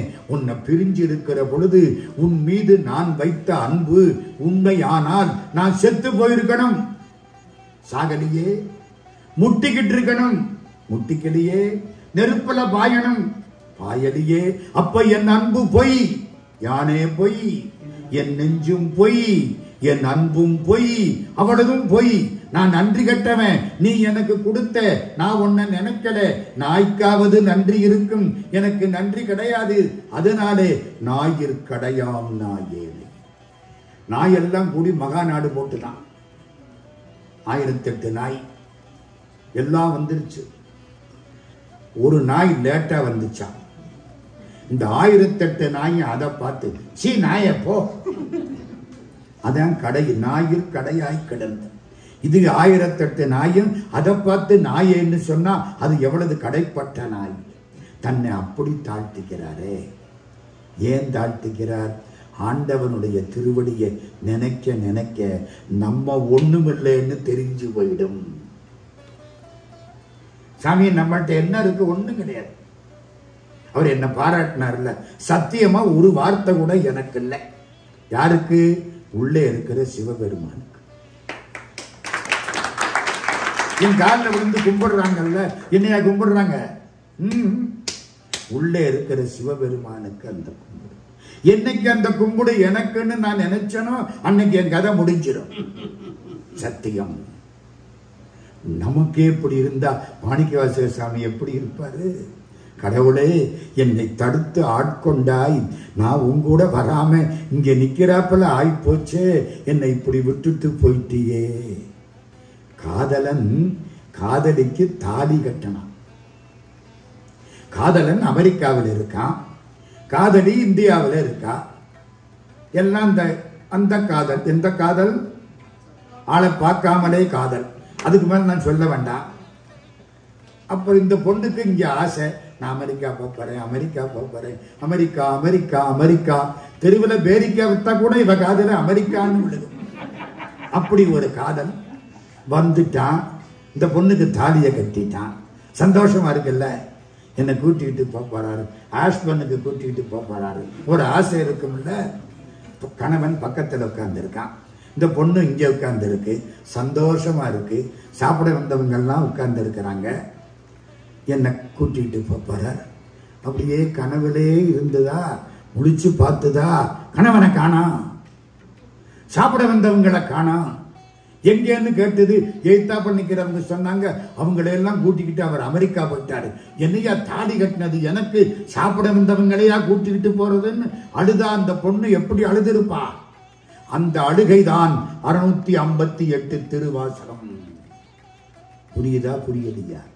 மாணிக்கவாசக சுவாமி மதுரையிலிருந்து புறப்பட்டு குதிரை வாங்கிறதுக்காக போனார். 12,000 தங்க காசுகள் கொடுத்தான் அரிமர்த்தன பாண்டியன். திருப்பெருந்துறைங்கிற இடம் வந்தது. ஒரு சோலை. உள்ள இருந்து ஓம் நம சிவாய, ஓம் நம சிவாய, ஓம் நம சிவாய, ஓம் நம சிவாய இழுக்குது. உள்ள காந்தம். இது இரும்பு. இரும்பா இருந்தா தான் இழுக்கும், மரக்கட்டையா இருந்தா இழுக்காது. குற்றம் இரும்பின் மீது மரக்கட்டையின் மீதே தவிர காந்தத்தின் மீது அல்ல. உள்ளே இருக்கிற காந்தம் இழுத்துதா, இரும்பு அங்க போனிச்சா, பாக்குதா. சிவபெருமான் அந்தன கோலத்தில் உட்கார்ந்து இருக்கார். செந்தழல் துறை திருமேனியும் காட்டி, திருப்பெருந்துறை உரை கோயிலும் காட்டி, அந்தணன் ஆவதும் காட்டி வந்தாண்டாய், ஆரமுதே பள்ளி எழுந்தருளாயே. அப்படியே உட்கார்ந்து இருக்கார். இவர் பக்கத்துல போறார். அழகா இருக்கார், கம்பீரமா இருக்கார், கருணை கொட்டக்கூடியவரா இருக்கார். பக்கத்துல போனாரா, பார்த்து சந்தோஷமா பாட ஆரம்பிச்சிட்டார். பாட ஆரம்பிச்ச உடனே அவர் இவரை பார்க்கிறார். இந்த பாட்டை நிறுத்தி விட்டு திரும்புறார். உங்க கையில ஒரு நூல் வச்சிருக்கீங்களே, அது என்ன? இந்த உட்கார்ந்து இருக்கிற சிவபெருமான் கையில என்ன வச்சிருக்கார்? ஏடு வச்சிருக்கார். அது என்ன? அது சிவஞான போதம். ஓ, முதல்ல என்ன வார்த்தை வந்தது? சிவ. சிவஞான போதத்துல முதல் 2 எழுத்து என்ன? சிவ. உபதேசம் ஆயிடுச்சு. ஸ்ரீ ருத்ரம் சிவ. சி என்பது சிவம், வா என்பது பராசக்தி, ரெண்டும் சேர்ந்தா சிவ. காதலே விழுந்துருச்சு. சிவஞான போதம், சிவஞான போதம். சிவம் என்றால் என்ன? ஞானம் என்றால் என்ன? போதம் என்றால் என்ன? கடவுளை பார்க்கிற வரைக்கும் கேள்வி வந்துகிட்டே இருக்கும். பார்த்தாச்சுன்னா கேள்வி நின்று. சாப்பிட உட்கார்றோம், சாப்பாடு வர்ற வரைக்கும் பேசிக்கிட்டே இருப்பான். சாப்பாடு வந்துருச்சு, ஒரு பய பேச மாட்டேன். கைக்கு வாக்கின் சண்டை வேகமா ஆரம்பிச்சிருவான். அனுபவிச்சா பேச்சு வராது. நான் இவ்வளவு பேசுறேன்னு நினைக்கிறீங்களா? இன்னும் அனுபவம் கிடைக்கல. கிடைச்சா பேச மாட்டேன். சும்மா இரு, சொல்லற, அதான் கிடைக்கும். இப்ப என்னாச்சு?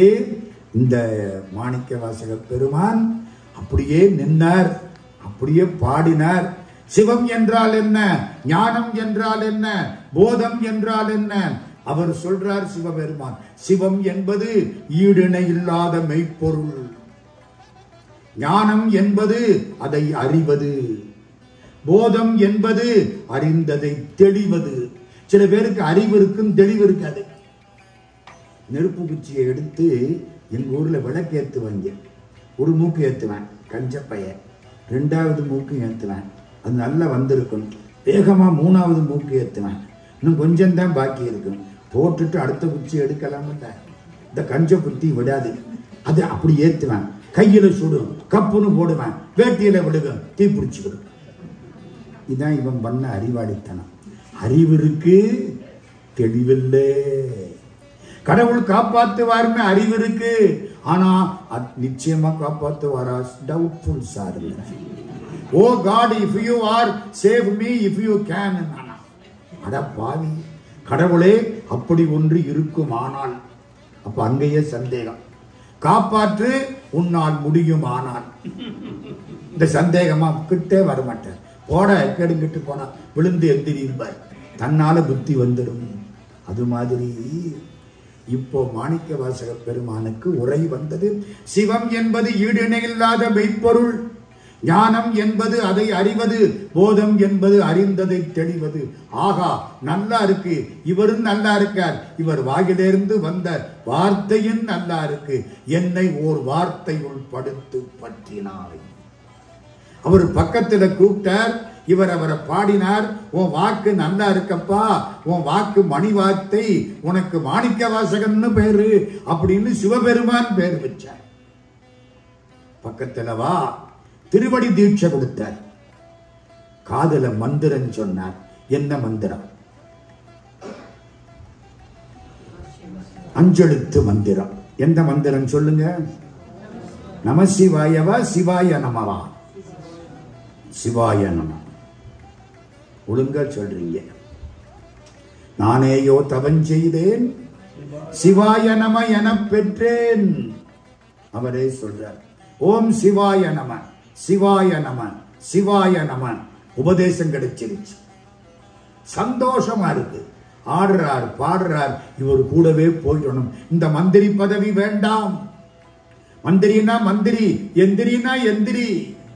எதுக்குடா இந்த மந்திரி பதவி? அப்பவே ஞானம் வந்துருச்சு, நமக்கு இன்னும் வர மாட்டேங்குது. அவ்வளவுதான் போதும். வேண்டேன் புகழ், வேண்டேன் செல்வம், சிவம் வேண்டா தமை நாடும் தீண்டேன். உற்றாரை யான் வேண்டேன், ஊர் வேண்டேன், பேர் வேண்டேன், கற்றாரை யான் வேண்டேன், கற்பனவும் இனி அமையும். இந்த சிவபெருமானோட போயிடணும் அப்படின்னு நினைச்சு கண்ணீர் விட்டு பாடினாரா? கண்ணை திறந்தாரா? சிவபெருமானும் கூட இருந்த ஆட்களும் மறைந்து விட்டார். பெருமானே தில்லைக்கு வான்னுட்டு அவர் போயிட்டார். அமெரிக்காவுக்கு வான்னு அந்த கணவன் போன மாதிரி. அப்ப அந்த கதை ஞாபகத்துக்கு வருதா? நம்ம அமெரிக்கா பொண்ணு நினைச்சுக்கிட்டே இருந்தது. சாப்பிட வந்தவங்களை எல்லாம் கூட்டிக்கிட்டு அந்த ஆளு அமெரிக்காவுக்கு போன மாதிரி. தாலி கட்டின மாணிக்க வாசகரை விட்டு விட்டு எல்லாரையும் கூட்டிக்கிட்டு சிவபெருமான் சிதம்பரம் போயிட்டாரா? அந்த பொண்ணு அழுவாள் இல்லையா? அந்த அழுகைக்கு பெயர் தான் 658 திருவாசகம். தமிழ்ல எத்தனை தமிழ்? 5 தமிழா. பேசனா இயல் தமிழ். சங்கீத அம்மா பாடினாங்கல்ல, அதுக்கு என்ன பேரு? இசை தமிழ். நடிச்சா நாடகத் தமிழ். திருமுறைகள் சைவ தமிழ். 4000 திவ்ய பிரபந்தம் வைஷ்ணவ தமிழ். திருவாசகம் அழுகை தமிழ். அழுது அழுது அழுது அடியடைந்தவர் மாணிக்க வாசக பெருந்தகை. அப்படி அழுது அழுகை திருவாசகம் 658 பாட்டு. என்ன சொல்கிறார் அந்த கண்ணீர்? நீ அன்றைக்கு சொல்லிவிட்டு போனாய், நான் உயிரை விட்டிருக்கணும், விடல, அதனால நான் நன்றி கெட்டவன், நாயை விட மட்டமானவன். 42 இடத்துல நாய்ங்கிறது வருது திருவாசகத்தில். நாய் இல்ல, நாயை விட கீழானவன். நீ தனித்துணை எனக்கு, நான் வினை துணையோடு நிற்கிறேன். நீ தனித்துணை, அதை மறந்துட்டு வினை துணையோடு நான் இருக்கிறேன். அப்படிப்பட்ட மாணிக்க வாசகர் அங்கதான் சொல்றார், எனக்கு இவ்வளவு இன்பத்தை கொடுத்தியே, நான் தகுதி இல்லாத ஆளு, லாயக்கில்லாத ஒருத்தனுக்கு பதவியை கொடுத்து உட்கார வச்ச மாதிரி நம்மையும் ஒரு பொருளாக்கி நாய் சிவிகை ஏற்றுவித்த அம்மை என கருளியவாறு ஆர் பெறுவார் அச்சோவே. நம் என் ஆமா, இதுவரைக்கும் என்னையும் இப்போ நம்ம ரெண்டுக்கு வித்தியாசம் உண்டு இல்ல, கொஞ்சம் நுணுக்கமா பார்க்கணும். என்னையும் ஒருவனாக்கி இருங்கள் சென்னியில் வைத்த சேவக போற்றி. என்னையும் ஒருத்தனா மதிச்சிய அப்பா, நான் ரொம்ப தாழ்ந்தவன், நீ ரொம்ப உயர்ந்தவன், என்னையும் ஒரு மனுஷனா மதிச்சு இதெல்லாம் கொடுத்தியே, இது யாருக்கு கிடைக்கும்? முத்தி நெறி அறியாத மூர்கரோடு முயல்வேனை பக்தி நெறி அறிவித்து பலவினைகள் பாரும் வண்ணம் சித்தமனம் அறிவித்து சிவமாக்கி என ஆண்ட அத்தனெனக்கருளியவாறு ஆர் பெறுவார் அச்சோவே. இந்த பாட்டு எங்க வருது சொல்லுங்க? ரொம்ப அருமை, ரொம்ப அருமை. திருவாசகத்துல அச்சோப்பதிகத்துல. அது என்னமா அச்சோன்னா, சில பேரை பார்த்துட்டு ஐயோ என்னமா பாடுறான் சொல்றமா இல்லையா? ஐயோ, அந்த ஐயோவுக்கு என்ன அர்த்தம்? வியப்புக்குறி. அச்சோன்னா வியப்புக்குறி. வியப்பை காமிக்கிறதுக்கு என்ன வார்த்தை? அச்சோ. மகாத்மா காந்தி 1912 தென்னாப்பிரிக்காவுக்கு போனார், டர்பனுங்கிற ஊருக்கு. வக்கீலா அப்ப வக்கீல் முடிச்சுட்டார், பாரத்லா பாஸ் பண்ணிட்டு லண்டனுக்கு போயிட்டு திரும்பி இந்தியாவுக்கு வந்து தென்னாப்பிரிக்காவுக்கு போயிட்டார் வக்கீல் தொழில். அங்க இருந்து ஒரு ஆளு உடம்பெல்லாம் காயத்தோட வர்றான், ரத்தம் கொட்டுது, கையில ஒரு துண்டு இந்த இடுப்புல இந்த கக்கத்துல வச்சிருக்கான். யாருப்பா நீ? என் பெயர் பாலசுந்தரம். ஆங்கிலத்தில் பேசுறான். இது என்ன உடம்பெல்லாம் காயம்? நான் தமிழன். மாயவரத்துக்கு பக்கத்திலே உள்ள ஊர் எங்கள் ஊர், தில்லையாடிங்கிற ஊர். மாயவரத்துக்கு பக்கத்தில் உள்ள ஊர் தில்லையாடி. தெரியுதில்ல உங்களுக்கெல்லாம்? தில்லையாடியிலே முனிசாமி முதலியார் குடும்பம். என் பெயர் பாலசுந்தரம். இது என்ன காயம்? முதலாளி 12 மணி நேரம் வேலை வாங்குவான், 12 மணி நேரம் அடிப்பான். கணக்கு முடிஞ்சு போச்சு 24 மணி நேரம். நாங்கள் தமிழ் கூலிகள், எங்களுக்கு எந்த சுதந்திரமும் கிடையாது.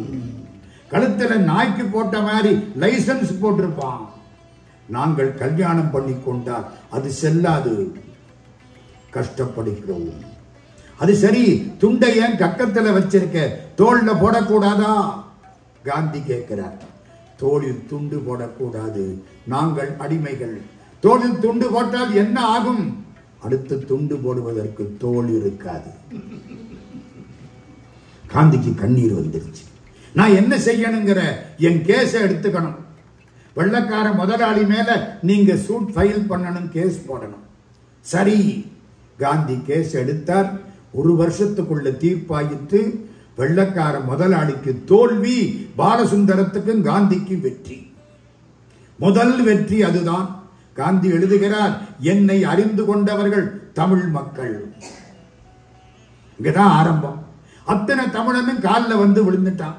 சாமி, நாங்க எல்லாரும் கஷ்டப்படுறோம், நீங்க தான் காப்பாற்றணும். ஒத்துழையாமை போர் ஆரம்பிச்சார் தமிழர்களுக்காக. ஒத்துழையாமை போர். அத்தனை பேரையும் முடிச்சு சிறையில போட்டு விட்டான் வெள்ளக்காரன். கடுமையான தண்டனை. காந்தியோட இன்னும் 2 பேரை போட்டான். ஒன்னு பாலசுந்தரம், இன்னொரு பொண்ணு வள்ளியம்மை. அவளுக்கு வயசு அப்போ 12 வயசு. சின்ன பொண்ணு, அவளுக்கு என்னங்க தெரியும்? மலர்ந்தும் மலராத பருவம். சிறையில போட்டாச்சு. அந்த காலம் ஜெயில ரொம்ப கஷ்டம். இன்னைக்கு இந்தியாவில் ஜெயிலுக்கு போயிட்டு வெளியில வந்தா 15 கிலோ கூடி இருக்கு, சௌக்கியமா வர்றாங்க. நான் சொல்லல, நாமக்கல்லார் எழுதினார் அந்த காலத்துல. எல்லோரும் தேசபக்தர் இந்த நாளில் எத்தனையோ சிறைவாசம் இனிதாய் காண்பார். சொல்லாலும் எழுத்தாலும் விளக்க ஒண்ணா துன்பமெல்லாம் சிறைவாசம் அந்த காலம். உங்களுக்கு புரியறதுக்காக ஒன்னே ஒண்ணு சொல்றேன். சாப்பிடுற தட்டும் மலங்கடிக்கிற தட்டும் ஒன்றுதான். கொடுமை, அடி, உதை. 12 வயசு பொண்ணு தாங்குமா? தாங்கல. உடம்பு சரியில்லை, சாக போகுது. வெளியில விட்டுட்டான். மகாத்மா காந்தியும் பாலசுந்தரமும் ஒரு பெரிய போர்வையை எடுத்து அந்த பெண்ணுக்கு போர்த்தி அவளை சுருட்டி தோல்ல தூக்கிட்டு போறாங்க. உயிர் ஊசலாடி கொண்டிருக்கிறது. மகாத்மா காந்தியினுடைய ஆசிரமத்தில் கொண்டு உட்கார வச்சாச்சு, படுக்க வச்சாச்சு. அந்த பொண்ணு படுத்து இருக்குது. சுத்தி வர எல்லாரும் நிக்கிறாங்க. கிட்டத்தட்ட அவளுக்கு இப்ப வயசு, ஜெயில இருந்து விடுதலை ஆகிற பொழுது அதிகபட்சம் 14 வயசு. 1914. அப்படியே எல்லாரையும் பார்க்குது. எல்லாருக்கும் கண்ணீர் கொட்டுது. இந்த வயசுல இந்த பொண்ணு இறந்து போக போகுது. மகாத்மா காந்தி பக்கத்துல வர்றார். வள்ளியம்மை, உனக்கு மனசில் வருத்தமா? ஆமாம் பாபுஜி, எனக்கு வருத்தம் தான். எதனால் வருத்தம்? 14 வயசுல இறக்க போறமே அப்படின்னு வருத்தமா? இல்லை பாபுஜி. அப்போ கடவுள் எனக்கு 2 கண்களை கொடுத்தார், 2 கால்களை கொடுத்தார், 2 கைகளை கொடுத்தார், 2 காதுகளை கொடுத்தார், ஒரு உயிரைத்தானே கொடுத்தார். அதுதான் வருத்தம். என்னம்மா சொல்ற? கடவுள் எனக்கு 2 உயிர்களை தந்திருப்பாரே, ஆனால் உங்கள் ஒத்துழையாமை போருக்கு இன்னொரு முறை இன்னொரு உயிரையும் தரக்கூடிய வாய்ப்பு கிடைத்திருக்குமே, அது கிடைக்கவில்லையே, அதனால் தான் அழுதேன். நல்லா தட்டலாம், நல்லா கையை தட்டலாம். கையை நல்லா தட்டினா ஹார்ட் அட்டாக்கே வராது. இப்படி தட்டணும், தட்டினா ஹார்ட் அட்டாக்கே வராது. நல்ல ராத்திரி ஒரு 10 மணிக்கு மொட்டை மாடியில போய் கையை தட்டி பாருங்க, டாக்டருக்கு பொழப்பு போயிடும். புரியுதா? இந்த கைதட்டு எனக்கு இல்லம்மா, அந்த பொண்ணுக்கு. எந்த பொண்ணுக்கு? 14 வயசு பொண்ணுக்கு. அவ கொடுத்த சுதந்திரத்தை தான் இன்னைக்கு நாங்க அனுபவிச்சுக்கிட்டு இருக்கோம். மறந்துடாதீங்க. கண்ணீர் வந்துருச்சு காந்திக்கு. அம்மா, நீ தமிழ் பொண்ணு, உனக்காக நான் தமிழ் மொழியை படிக்கிறேன். காந்தி சத்தியம் பண்ணி கொடுத்தார். இப்பதான் முக்கியமான இடத்துக்கு வரேன். இப்ப அந்த பொண்ணு இறந்து போகுது. இழுக்க ஆரம்பிச்சிருச்சு. சளி இங்க வந்து அடைக்குது. திரும்பிச்சு. பாலசுந்தரத்தை பார்த்தது. அண்ணா, என்னம்மா? அந்த பாட்டை படி கேட்டுட்டு இறந்து போறேன். நம்ம சொல்லுவோமா? என்னமோ இந்த இருக்கிற பால்டிமோருக்கு போயிட்டு வரேன்னு சொல்ற மாதிரி நான் இறந்து போறேன் சொல்ல மாட்டோம். இந்தியாவில் இறந்து போனவனை தூக்கிட்டு போனா கூட வீட்டுல எல்லாம் கழுவி விடுவாங்க. எமன் நம்ம வீட்டுக்கு அட்ரஸ் தெரியாம வந்துடப்படாதுன்னு. இன்னைக்கு உண்டுங்க பழக்கம். அந்த பொண்ணு என்ன தைரியமா சொல்லுது? 12 வயசு பொண்ணு, இப்ப 14 வயசு. பெண்ணிற் பெருந்தக்க யாவுல கற்பென்னும் திண்மை உண்டாக பெறின். அண்ணா, அந்த பாட்டை சொல்லுங்க, கேட்டுட்டு இறந்து போறேன். எல்லாருக்கும் கண்ணீர் கொட்டுது. அந்த பாட்டை பாலசுந்தரன் சொல்றார். இந்த பொண்ணு கேட்டது, எல்லாரையும் பார்த்தது. சந்தோஷம் முகத்துல அப்படியே நின்று போச்சு. முகம் எப்படி இருக்கு? சிரிச்சபடி இருக்கு. இறக்குற போது சவக்கலை வரும்னு சொல்லுவான். கேள்விப்பட்டிருக்கா? பிரேதக்கலை. சில பேர் இருக்கிற போதே அப்படித்தான் இருக்காங்க. எந்த போய் சொல்றதுன்னு எனக்கு புரியல. மூஞ்சில் அப்பளத்தை போட்டா புரியும். அட கடங்காரா, மனுஷன் தாண்டா சிரிக்கலாம், குரங்கு சிரிக்க முடியாதுடா. நல்ல வாய் விட்டு சிரித்தால் நோய் விட்டு போகும். மாட்டேங்கிறான். இந்த பொண்ணு என்ன பண்ணுது? முகம் சிரிச்ச ஒடிக்கு. எப்போ அப்படி சாக முடியும் தெரியுமா? என் கடமையை முடிச்சுட்டேன். இந்த நாட்டுக்கு நான் என்ன செய்யணுமோ அதை செய்து விட்டேன் என்று, நான் வந்த காரியம் முடிந்து விட்டது என்று எந்த ஆன்மா நினைக்கிறதோ அந்த முகத்தில் பேரின்ப காட்சி கிடைக்கும். கண்ணீர் வந்தது காந்தியடிகளுக்கு. பாலசுந்தரா ஏன் அந்த மாதிரி கேட்டா? என்னமோ பாட்டை படிக்க சொன்னா நீ படிச்ச. பாலசுந்தரன் சொல்கிறார், இறந்து போகும் பொழுது எந்த பாடலை படிக்கிறோமோ, எந்த சிந்தனையோடு இறக்கிறோமோ, அடுத்த பிறவியில் அந்த சிந்தனையோடு பிறப்போம். நம்புறீங்களா? நம்பலையா? ராத்திரி தூங்குற போது கடைசியா எந்த சிந்தனை வந்ததோ மறுநாள் காலையில அந்த சிந்தனை அப்படியே தொடரும். உறங்குவதும் விழிப்பதும் என்ன, சாவதும் பிறப்பதும் அவ்வளவுதானே. சாவுங்கிறது பெரிய தூக்கம்.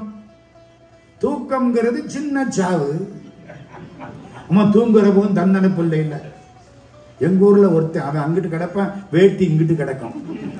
தண்டனை பிள்ளையில தூங்குற போது சும்மா இருந்தா அப்படி இருப்போமா? யோசிங்க.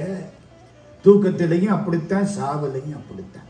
உறங்கலும் விழித்தலும் போன்ற உண்மையின் மணிமேகலை. உறங்குவது போலும் சாக்காடு, உறங்கி விழிப்பது போலும் பிறப்பு. திருவள்ளுவர். இந்த பொண்ணு அதுக்காகத்தான் கேட்டிருக்கு. சாகுற போது இந்த பாட்டை கேட்டுட்டு இறந்தா அடுத்த பிறவி இந்த பாட்டை கேட்டுக்கிட்டே பிறக்கலாம், இந்த நினைப்போட பிறக்கலாம். ஏன் தெரியுமா? சாப்பாடு உடம்புக்கு, இந்த பாட்டு ஆன்மாவுக்கு. ஆன்மா இறக்காது, உடம்புதான் இறந்து போகும். இப்ப நீங்க திருவாசகம் கேட்டா இந்த அறிவு உங்களுக்கு எத்தனை ஜென்மத்துக்கு விடாது? 7 ஜென்மத்துக்கு விடாது. விடாது இல்ல? ஒருமைக்கண் தாம் கற்ற கல்வி ஒருவருக்கு எளிமையும் ஏமாப்புடைத்து. ஆமா, அது என்ன பாட்டு? அந்த பாட்டை கேட்டாலே காந்தி. அந்த பாட்டு முத்தி நெறி அறியாத மூர்கரோடு முயல்வேனை பக்தி நெறி அறிவித்து படவினைகள் பாரும் வண்ணம் சித்தமலம் அறிவித்து சிவமாக்கி எனையாண்ட அத்தனென கருளியவாறு ஆர் பெறுவார் அச்சோவே. இந்த பாட்டுக்கு அர்த்தம் சொல்லு பாலசுந்தரம். காந்தியடிகள் கேட்கிறார். பாலசுந்தரம் அர்த்தம் சொல்கிறார். மோட்சத்துக்கு போறதுக்கு வழி தெரியாம முத்தி தெரியுமா? மோட்சம் ஏன்? பக்குவமான முத்து சிப்பியில இருந்து தானே விடுபடும். பக்குவமான மனுஷன் துன்பங்களில இருந்து, பாசங்களில இருந்து தானே விடுபடுவான். அதுக்கு பேரு முத்தி. முத்து முத்தி. புரியுதா? பாண்டி நன்னாடு முத்துடைத்துன்னா என்ன அர்த்தம்? இந்த கழுத்துல போடுற முத்துன்னு அர்த்தம் இல்ல. பாண்டி நாட்டிலே மோட்சம் தரக்கூடிய கோயில்கள் அதிகம். அன்பாண்டு மீளா அருள் புரிவான் நாடு என்றும் தென்பாண்டி நாடே தெளியும். முத்துன்னா மோட்சம்னு அர்த்தம். முத்தி நெறி அறியாத மூர்கரோடு முயல்வேனை, மூர்கரோட தெரிகிற என்னை கடவுள் பக்தி நெறிய காட்டினார். பழைய வினைகளை மாற்றினார். சித்தத்திலே இருந்த குற்றங்களை அறுத்தார். என்னை சிவமாக்கினார். ஜீவன் சிவன். ஜீவன்ங்கிற பொழுது நீண்டு இருக்கு, சிவம்ங்கிற போது குறுகி இருக்கு. புரியுதா? C C. ஜீவன் ஆன்மாவுடைய ஆணவம் போயிட்டா அடங்கிரும், அமைதியா இருக்கும். அப்படி அமைதியா இருக்கிற பொழுதுதான், ஆணவம் அடங்கிய பொழுதுதான் நம்மையும் ஒரு பொருளாக்கி நாய் சிவிகை ஏற்றுவித்த அம்மைன்னு பேசும். இப்ப என்ன ஆயிருச்சு? ஜீவன் குறுகி சிவமாயிற்று. சித்தமலம் அறிவித்து சிவமாக்கி என்னை ஆண்ட அத்தன், என்னை ஆட்கொண்ட என் தலைவன் சிவபெருமான், அவன் எனக்கு அருளியது யாருக்கு கிடைக்கும்? ஐயோ, இது யாருக்கு கிடைக்கும்? தையலார் மையலிலே தாழ்ந்து விளக்கடவேனை பையவே கொடுபோந்து பாசமெனும் தாளுருவி உய்ய நெறி காட்டு வித்திட்டு ஓங்காரத்துட்பொருளை ஐயன் எனக்கு அருளியவாறு ஆர் பெறுவார் அச்சோவே. ஐயன் எனக்கு அருளினான்.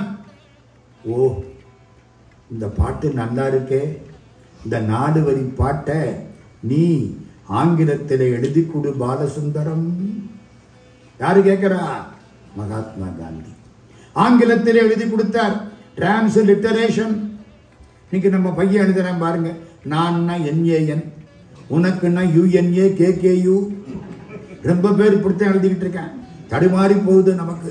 அது தமிழும் புரியல, இங்கிலீஷும் புரியல, தமிங்கிலமா போகுது. அது ஆங்கிலமும் இல்லை, தமிழும் இல்லை, ரெண்டும் சேர்த்த தமிங்கிலமா போகுது. கஷ்டப்படுறோம். அது மாதிரி எழுதி கொடுக்க காந்தி பார்த்தார். இப்ப நான் படிக்கிறேன். இது என் பிரார்த்தனையில் நிறைவான பாடல். காந்தியுடைய பிரார்த்தனையில் திருவாசகம் ஏறிற்று. இந்த பாட்டு எங்கே இருக்கு? திருவாசகம் 51ஆம் தலைப்பு, அச்சோ பதிகம், முதல் பாடல். மாணிக்க வாசக பெருமான் தன்னை தாழ்த்தி கொண்டார். நான் வினையிலே கிடந்தேன் என்கிறார். அதோட முடிக்க போறேன். ஐயா 1.5 மணி நேரம் கொடுத்திருக்கார். அநேகமா அந்த நேரம் நெருங்கி கொண்டிருக்கிறது. காலத்தை ஒழுங்காக பயன்படுத்த வேண்டும். ஒரு செய்தியை மட்டும் சொல்லிட்டு முடிக்கிறேன்.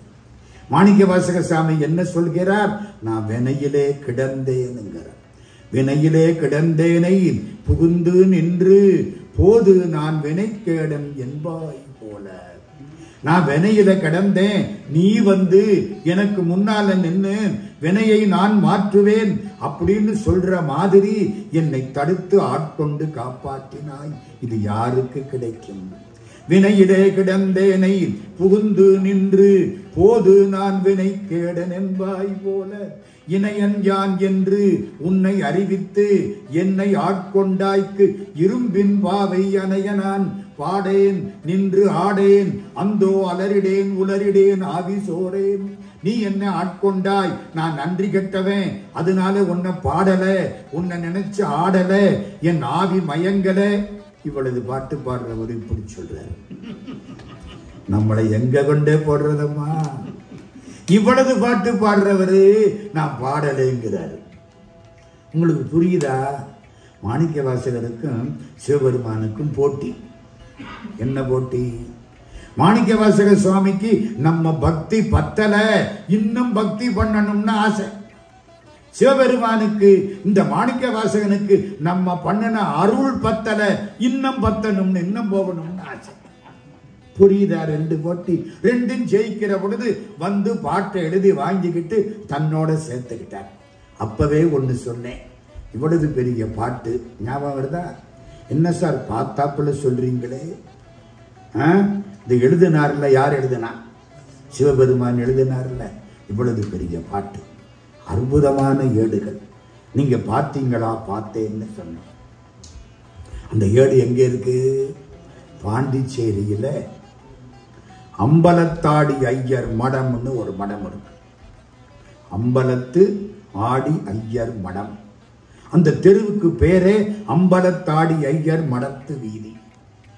சிதம்பரத்தில் இருந்த மடம் பின்னாலே படையெடுப்பு, முஸ்லிம் படையெடுப்பு நேரத்தில் பாண்டிச்சேரிக்கு மாற்றப்பட்டது. அந்த இடத்திலே அந்த மடம் இருக்கிறது. அங்கேதான் அந்த அம்பலத்தாடி ஐயர் மடத்திலே இந்த ஏடுகள் மிக பத்திரமாக பாதுகாக்கப்பட்டு கொண்டிருக்கின்றன. சிவராத்திரி அன்னைக்கு அந்த ஏட்டை அப்படி எடுத்து காட்டுவாங்க, தொடப்படாது. நம்ம தொட்டோம்னா ஒரு வழி பண்ணிடுவோம். பார்த்துட்டு போகணும், ஏட்டை பார்த்துட்டு போகணும். இன்னைக்கும் பத்திரமா வச்சிருக்கிறாங்க.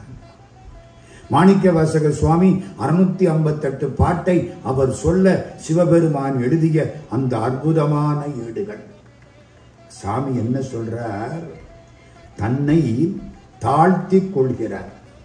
தன்னை தாழ்த்தி கொள்கிற பொழுது மனிதன் உயர்ந்தவனாகிறான். என்னை பத்தி நாம் பெருமையா சொன்னா நாம் முட்டாள், நான் தாழ்ந்தவன் அர்த்தம். என்னை பத்தி மற்றவன் இல்ல பாராட்டணும், நானே பாராட்டலாமா? எங்க ஊர்ல ஒருத்தர், அவருக்கு பொன்னாடை போர்த்தனாங்க. 950 பொன்னாடை, 950. எல்லாம் அசந்து போச்சு, ஊரே அசந்து போச்சு. வீட்டுக்கு வந்தாச்சு. இவர் சொன்னார், என்றா எத்தனை பொன்னாடை இருக்கு? அவன் என்னென்ன 950. 50 பொன்னாடைய காணோம். திருட்டு பயலுக போர்த்தாமலே எடுத்துக்கிட்டு போயிட்டாங்க. புரியுதா? நம்ம ஆளு 1000 பொன்னாடைய 1000 பேருக்கு கொடுத்து போர்த்தரான் இருக்காரு. அதுல 50 பேர் கொண்டுட்டு போயிட்டாங்க. 950 தான் இவருக்கு வந்திருக்கு. நம்ம விளம்பரம் இப்படி. மாணிக்கவாசக சாமி தன்னை தாழ்த்தி கொள்ளுகிறார். எவ்வளவுக்கு தாழ்த்தணுமோ அதையும் விட கீழே மிக அதிகமாக தன்னை தாழ்த்தி கொள்கிறார். அந்த தாழ்த்தி கொண்டதனாலே அவர் பெருமை அதிகமாக தெரிகிறது. திருவாசகத்துக்கு ஒரு பெருமை என்னன்னு கேட்டா, தன்னை நீங்கள் இறைவன்பால் ஒப்படைப்பதானால் அதற்கு உரிய ஒரே கருவியாக உங்களுக்கு கிடைத்த நூல் திருவாசகம். அத்தனை பேரும் ஒன்னு சொல்றேன்னு சொன்னேன். 1937 ராஜாஜி சக்கரவர்த்தி ராஜகோபாலாச்சாரியார் சேலத்துல வக்கீலா இருக்கார். ராஜகோபாலாச்சாரியார் மகாத்மா காந்தியினுடைய சம்பந்தி. எப்படி சொல்லணும்? சம்பந்தி. சில பேர் சம்மந்திங்கிறான். சம்மந்தின்னா தெரியுமா? மந்தினா பெண் குரங்குன்னு அர்த்தம். உங்க சம்பந்தி மேல கோபம் வந்தா இவர் தான் எங்க சம்மந்தின்னு சொல்லுங்க. தமிழ் தெரியாதவரா இருந்தா அவரும் ஆமான்னு கருவாரு. அதான் அநியாயம். ராஜாஜி காந்திக்கு சம்பந்தி. ஒரு முறை வக்கீல் தொழில் பண்ற பொழுது தனியா உட்கார்ந்து சாப்பிடுவார். மனைவி இறந்து போயிட்டா. தயிர் சாதம் பண்ணி சாப்பிடுவார் அவர். அன்னைக்கு சாப்பிட்டுக்கிட்டு இருக்கார். எதிர்த்தாப்புல சப் இன்ஸ்பெக்டர் கிருஷ்ணய்யர். அவர் அரசாங்கம், இவரு தேச போராட்ட வீரர். இவர் ஜெயில இருப்பார், அவர் ஜெயில போடுவார் இவரை. அப்ப ரெண்டு பேருக்கு எப்படி இருக்கும்? ஒரு மாதிரி தான் இருக்கும். உன்னோட ஒண்ணு பேசாது. அவர் அந்த பக்கம் உட்கார்ந்துட்டார், இவர் இங்க சாப்பிடுறார். சப் இன்ஸ்பெக்டர் கிருஷ்ணய்யர் அப்படி சாதத்தை பிரிச்சார், கும்பிட்டார், ஒரு பாட்டு சொன்னார். ராஜாஜி நிமிர்ந்துட்டார். கிருஷ்ணய்யர், அந்த பாட்டு என்ன சொல்லுங்க, நல்லா இருக்கே. வழங்குகின்றாய்க்கு உன் அருளார் அமுதத்தை வாரிக்கொண்டு விழுங்குகின்றேன் வினையேன் விக்கினேன். பாட்டு என்ன? கடவுளே, நீ அருளார் அமுதத்தை கொடுத்த, நான் ரொம்ப நாளா பட்டினி, அதனால அதை மெல்லாம வேக வேகமா முழுங்குறேன். எங்க 10 நாள் பட்டினி இருந்தவனுக்கு சோறு போட்டா சாப்பிடுவானா? கொட்டிக்குவானா? கொட்டிக்குவான். கிடைக்காதே, இனிமே கிடைக்காதே, கிடைச்ச மட்டும் லாபம், அப்படித்தானே நினைப்பான். நான் அப்படி சாப்பிட ஆரம்பிச்சேன், எனக்கு தலையெழுத்து இல்லை, அதனாலே விக்கெட் எடுத்தது. நீ தண்ணி கொடு, தேன் மாதிரி தண்ணி கொடு, சாதம் போட்ட நீ தண்ணி கொடு. வழங்குகின்றாய்க்கு உன் அருளார் அமுதத்தை வாரிக்கொண்டு விழுங்குகின்றேன் விக்கினேன் வினையேன் என் விதியின்மையால் தளங்கரும் தேன் அன்ன தண்ணீர் பருகத் தந்து உய்யக்குள்ளாய் அடுங்குகின்றேன் உடையாய் அடியேன் உன் அடைக்கலமே. திருவாசகம் 24ஆம் தலைப்பு, அடைக்கல 10, 10வது பாட்டு இந்த பாட்டு. என்னங்க கிருஷ்ணய்யர், ஏன் இந்த பாட்டை சொன்னீங்க? சாப்பிடுறதுக்கு முன்னாலே இந்த பாட்டை சொல்லிட்டு சாப்பிட்டா சோறும் கிடைக்கும், பசியும் இருக்கும். அட பரவாயில்ல, ரொம்ப பேர் பசிக்கு மாத்திரை சாப்பிடுறாங்க. சாப்பாட்டை விட மாத்திரை அதிகமா போயிருதா இல்லையா? தலைவலிக்கு ஒரு மாத்திரை, தடுமனுக்கு ஒரு மாத்திரை, தப்பித்தவரை பயன்படுத்தினால் தர்மலோக யாத்திரை. எத்தனை மாத்திரை? ஒண்ணு வேண்டாம். நல்லா இருக்கே. கிருஷ்ணய்யர், இந்த பாட்டு எங்கே இருக்கு? இந்த பாட்டு திருவாசகத்திலே இருக்கு. அப்படியா? எனக்கு திருவாசக புத்தகம் வாங்கி தர்றீங்களா? கேட்டது யாரு? சக்கரவர்த்தி ராஜகோபால் ஆச்சாரியார். வியாசர் விருந்து எழுதியவர், சக்கரவர்த்தி திருமகன் எழுதியவர், பகவத்கீதைக்கு விளக்கம் கொடுத்தவர், திருமந்திர கட்டுரைகள் எழுதியவர். இங்கிலீஷ்காரன் வெளியில போற பொழுது முதலில் ராஜகோபாலாச்சாரியார்த்தான் பொறுப்பை கொடுத்துட்டு போனா. First Indian governor general. உங்களுக்கு ஒண்ணு தெரியுமா? 1947 ஆகஸ்ட் மாசம் 14ஆம் தேதி, இன்னைக்கு ராத்திரிக்கு இந்தியாவுக்கு சுதந்திரம் கொடுக்கிறது அப்படின்னு தீர்மானம் பண்ணிவிட்டாங்க. 2 நாள் முன்னாலேயே செய்தி தெரிஞ்சிருச்சு, தேதியெல்லாம் வச்சாச்சு. மவுண்ட் பேட்டன் பிரபு நேருவை கூப்பிடுறார். ஆமா, உங்கள்கிட்ட அதிகாரத்தை மாத்தணும், இந்த டிரான்ஸ்பர் அதை எப்படி செய்கிறது?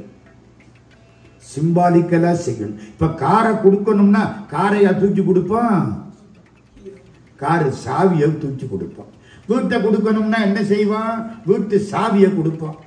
ஆமா, இந்திய நாட்டை கொடுக்கணும்னா என்ன செய்கிறது? நேருவுக்கு ஒன்னும் புரியல. ராஜகோபாலாச்சாரிய பார்த்தார்.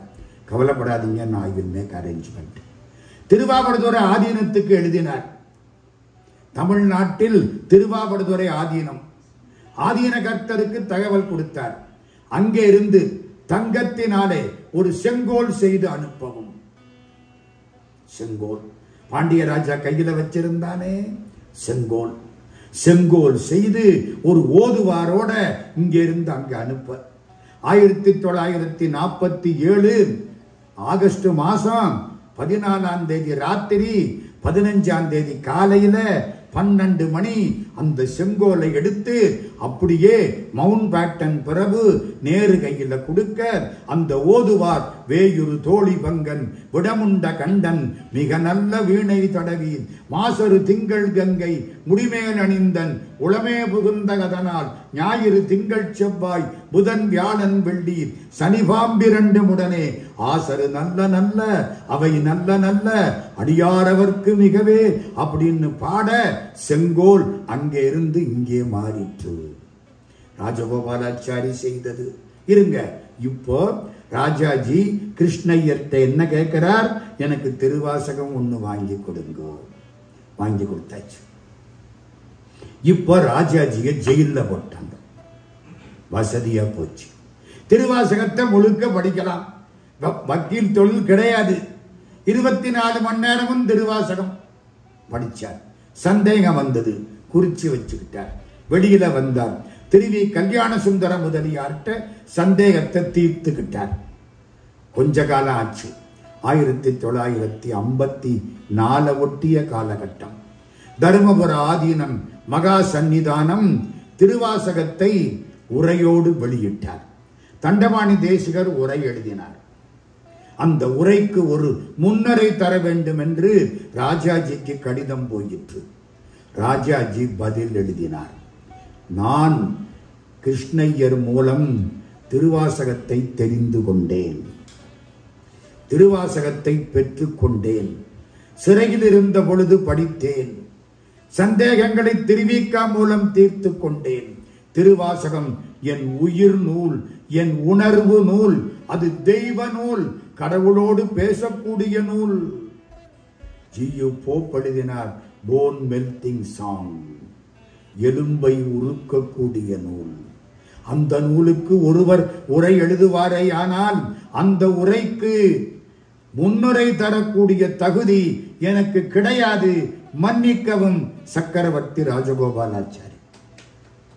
எங்க போயிடுச்சு திருவாசகம்? ஆஸ்திரேலியாவில் சிட்னியில 2017 இந்த மாதிரி ஒரு சபையில இருக்கிற பொழுது ஒரு நிகழ்ச்சி நடந்தது. கிட்டத்தட்ட 250 பேர் கூடியிருக்காங்க. பூரா யாழ்ப்பாணத்து தமிழ் மக்கள்.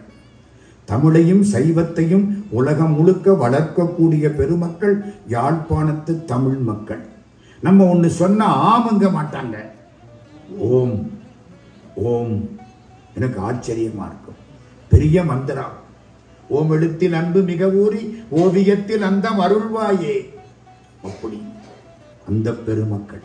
அங்கிருந்து ஒரு அம்மையார், வெள்ளை வெள்ளையர்னு உடை, ஆளும் வெள்ளை உடையும் வெள்ளை, நெத்தியில திருநீரு, கழுத்துல ருத்ராட்சம்.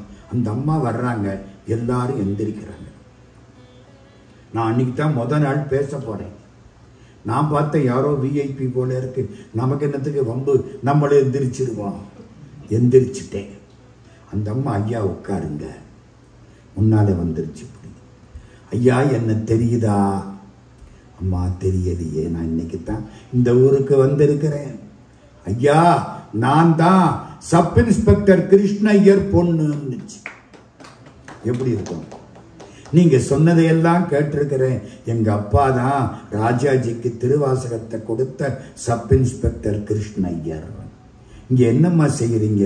இங்க எல்லாருக்கும் தேவார திருவாசகம் சொல்லி கொடுக்கிறேன். என் கணவர் ஒரு பெரிய PhD ஆராய்ச்சி டாக்டர், யாழ்ப்பாணத்தில் உள்ளவர். இப்ப அவர் இல்லை, இறந்து போயிட்டார். எனக்கு வயசு 80க்கு மேலே ஆச்சு. இத்தனை பேரும் என்னுடைய மாணவர்கள். இவ்வளவு பேருக்கும் தேவாரம் திருவாசகம் சொல்லிக்கிட்டு நான் கடவுளோடு வாழ்கிறேன். இந்த அம்மாவை கையெழுத்து எனக்கு கண்ணீர் வந்தது. சப் இன்ஸ்பெக்டர் கிருஷ்ணய்யர் பொண்ணு இன்னும் இருக்கிறாங்க இந்த அம்மா. இப்ப கூட கொஞ்ச நாளைக்கு முன்னால அவங்களோட பேசக்கூடிய வாய்ப்பு கிடைச்சது. போதும். திருவாசகத்துக்கு என்ன பெருமை? முடிக்கிறேன். Sivaperuman is equal to Thiruvasagam. அதான் முடிவுரை. செட்டி நாட்டில் சிவலிங்கத்தை வச்சு கும்பிடுறதுக்கு பதிலா திருவாசகத்தை வச்சு பூஜை நடத்துறாங்க. 1943 திருவாசகம் எத்தனை பாட்டுன்னு சொன்னேன், மறக்கப்படாது. 658 பாட்டையும் தங்க ஏட்டில எழுதி நட்டும் போல்ட்டும் போட்டு மாட்டி ஒரு வீட்டுல பூஜை நடக்குது. இன்னைக்கும் தேவகோட்டையில தீனாராமண்ணமானா தீனா விலாசம் உள்ள ஒரு வீடு. அந்த வீட்டில 1943 பாடலிங்க ஆசாரி என்பவர் சுத்தமா எழுதியிருக்கார். ஏட்டுல ஒரு தப்பு கிடையாது. 658 திருவாசகம், ஒரு ஏட்டுக்கு 7-8 பாட்டு, இவ்வளவு ஏடு வச்சு இன்னைக்கும் பூஜை நடக்குது. அவங்க பேரனுடைய சாந்திக்கு போயிருந்தேன், சத்தியப்த பூர்த்தி பேசினேன். உங்க வீட்டுல ஒரு ஏடு இருக்கேன்னு. ஆமா பார்க்கணும். நான் பார்க்கலாமா? நல்லா பாருங்க. போனேன், எடுத்தேன், நட்டு போல்ட் எல்லாம் கலட்டினேன், படிக்கிறேன், சுத்தமா இருக்கு. எந்த வருஷம்? 1943. ரொம்ப முக்கியமான வருஷம். ஏன் தெரியுமா? நான் பிறந்தது அப்பத்தான். அப்ப அந்த வருஷம் முக்கியம் இல்லையா? மனசுல அப்படியே தங்கிருச்சு. அந்த ஏடு இன்னைக்கும் பூஜை நடக்குது sir. Thiruvasagam is equal to Sivaperuman. நான் சொல்லல, சிவஞான முனிவர் விக்கிரமசிங்கபுரம் சிவஞான போதத்துக்கு உரை எழுதிய பெரிய ஆசான் சிவஞான முனிவர் எழுதுகிறார், ஞானத்தால் சிவமே ஆனவர் மாணிக்க வாசகர். அதனாலதான் 63 மாணிக்க வாசகரை சேர்க்கல. 63 அடியார்கள். மாணிக்க வாசகர் சிவபெருமான். மாணிக்க வாசகர் எங்க வருவார்? நடராஜாவுக்கு பக்கத்துல வருவார். நடராஜாவுக்கு இந்த பக்கம் வலது பக்கம் யார் இருப்பா? மாணிக்க வாசகர். இடது பக்கம் யார் இருப்பா? சிவகாமி. நடராஜா பாருங்க, வலது பக்கம் மாணிக்க வாசகர், இடது பக்கம் சிவகாமி. நடராஜா கூட இருப்பார். அவர் யார்? சிவபெருமானே ஆனவர். அவளது அற்புதமான நூல் திருவாசகம். அதை பற்றி பேசக்கூடிய வாய்ப்பு கிடைத்தது. நல்ல கூட்டம் சேர்ந்திருக்கிறது. உங்கள் எல்லாருடைய திருவடிகளையும் வணங்கி மகிழ்கிறேன். சீதாராமன் ஐயாவுடைய மெய் அன்பை இந்த கூட்டம் காட்டுகிறது. மனசு எப்படியோ அப்படித்தான் வாழ்க்கை. பெரியவருடைய அனுகிரகத்தினாலே இந்த இல்லத்தில் சகல செல்வ யோகமிக்க பெருவாழ்வு, தகைமை, சிவஞானம், முக்தி, பரகதியும் சங்கீத ஞானமும் தழைத்து ஓங்குகின்றன. சீதாராமன் ஐயாவுக்கு நன்றி. அவர் இல்லத்தரசியார் சங்கீதா அம்மையாருக்கு நன்றி. அவர்களுடைய செல்வக்குமாரன், அவருக்கு பெரிய மிருதங்க வித்துவான், ரொம்ப படித்தவர், அவருக்கு நம்முடைய நன்றி, நம்முடைய வாழ்த்துக்கள், வணக்கங்கள். வந்து இவ்வளவு நேரம் இருந்து கேட்ட பெருமக்கள் எல்லோருடைய திருவடிகளுக்கும் நன்றி என்று கூறி 19ஆம் தேதி மாலை 6:30 மணிக்கு காஞ்சி மகா பெரியவரோடு என்னுடைய சில அனுபவங்களை குறித்த சொற்பொழிவு நிகழ இருக்கிறது. எல்லோரும் வருகை தர வேண்டும் என்று வேண்டிக் கொண்டு, என்னையும் ஒருவனாக்கி இருங்கடல் சென்னியில் வைத்த சேவக போற்றி என்ற திருவாசகத்தை நினைவு செய்து, நெஞ்சத்தே நின்று நிறைவு தரும் மீனாட்சி கஞ்சமலர் சேவடிக்கு கைகூப்பி தண்டனிட்டு, திருவாசகம் இங்கேயும் பலன் கொடுக்கும், அங்கேயும் பலன் கொடுக்கும் என்பதை உங்களுக்கு நினைவூட்டுகிறேன். பகவான் ரமணர் திருவண்ணாமலையிலே இருக்கிறார். அவருடைய தாயார் அங்கே வந்து சேர்ந்தார். முதுமையான காலம். அன்னைக்கு தாயாருக்கு உடம்பு சரியில்லை. ரமணருக்கு தெரிந்து விட்டது. இன்றைக்கு முடிவு. அந்த அம்மாவை மடியில படுக்க வச்சுட்டார். திருவாசகம் ஆரம்பிச்சுட்டார். அந்த அம்மா கேட்டுக்கிட்டே இருக்கிறாங்க. மூச்சு ஓடிக்கிட்டே இருக்கு. யாரும் சாப்பிடல, ரமணரும் சாப்பிடல. இருந்தவங்கெல்லாம் நிக்கிறாங்க. ராத்திரி 7-8 மணி இருக்கும். அந்த உயிர் உள்ளேயே அடங்கிற்று. பாரொடு விண்ணாய் பரந்தயம் பரனேன், பற்று நான் மற்றிலேன் கண்டாய், சீரொடு பொலிவாய் சிவபுரத்தரசேன், திருப்பெருந்துறை உரை சிவனே, ஆரொடு நோகேன் ஆர்க்கெடு துரைக்கேன், ஆண்ட நீ அருளிலையானால் வார்கடல் உலகில் வாழ்கிலேன் கண்டாய், வருக என்று அருள் புரியாயேன். ஆட்கொண்ட நீ அருள் செய்யாவிட்டால் நான் வேற யார்கிட்ட போய் சொல்லுவேன்? இந்த உலகத்தில் வாழ மாட்டேன். என்னை வருக என்று நீ அழைக்க வேண்டும். உயிரடங்கிருச்சு. திருவாசகம். ரமணர் எந்திரிச்சார், வாங்கோ எல்லாரும் சாப்பிடலாம். எப்படி இருக்கு? இறந்ததுக்கு அப்புறம் பணத்தை போட்டுட்டு சாப்பிடக்கூடாது. பகவான் ரமணர் பார்க்கிறார், காலையிலிருந்து யாரும் சாப்பிடல. திருவாசகம் படிச்சா தீட்டு கிடையாது. அன்னை சிவனுடைய திருவடியில் சேர்ந்து விட்டாள். திருவாசகம் அங்கேயும் வழிகாட்டும். இறந்ததுக்கு அப்புறம் அந்த ஆன்மா உடம்ப கீழே போட்டுட்டு தவிக்கும், துடிக்கும், தடுமாறும்.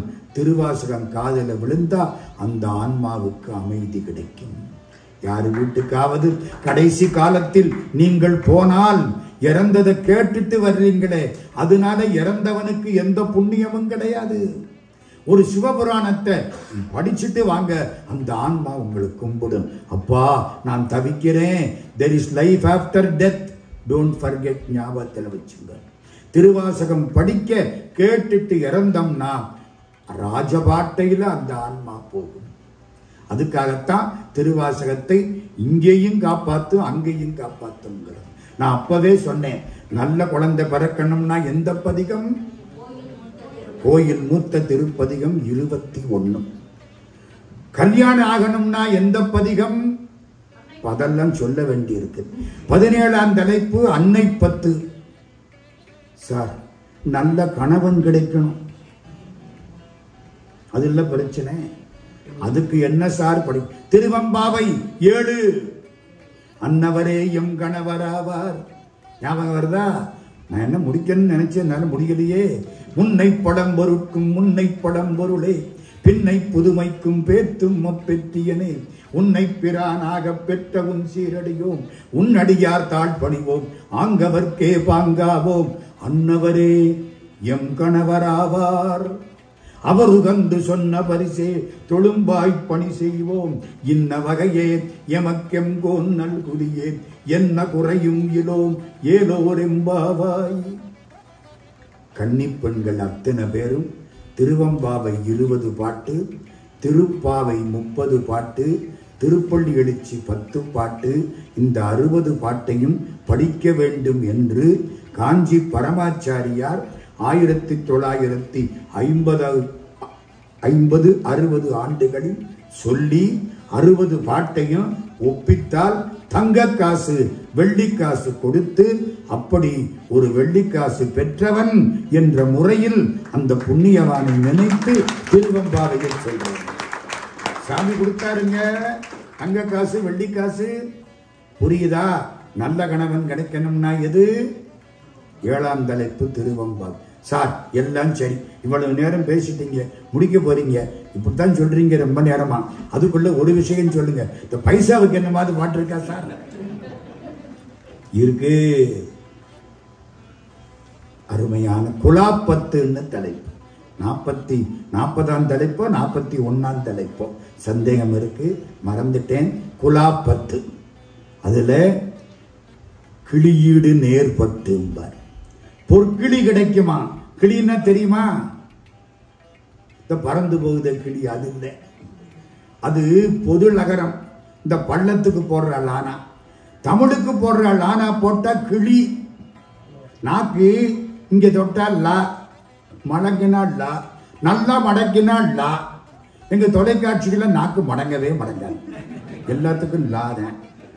மாலை பொழுதில் காலை வந்தது, மாலை பொழுதில் காலை வந்ததுன்னு சொல்ல முடியல, அப்படி ஆயிப்போச்சு. புரியுதா?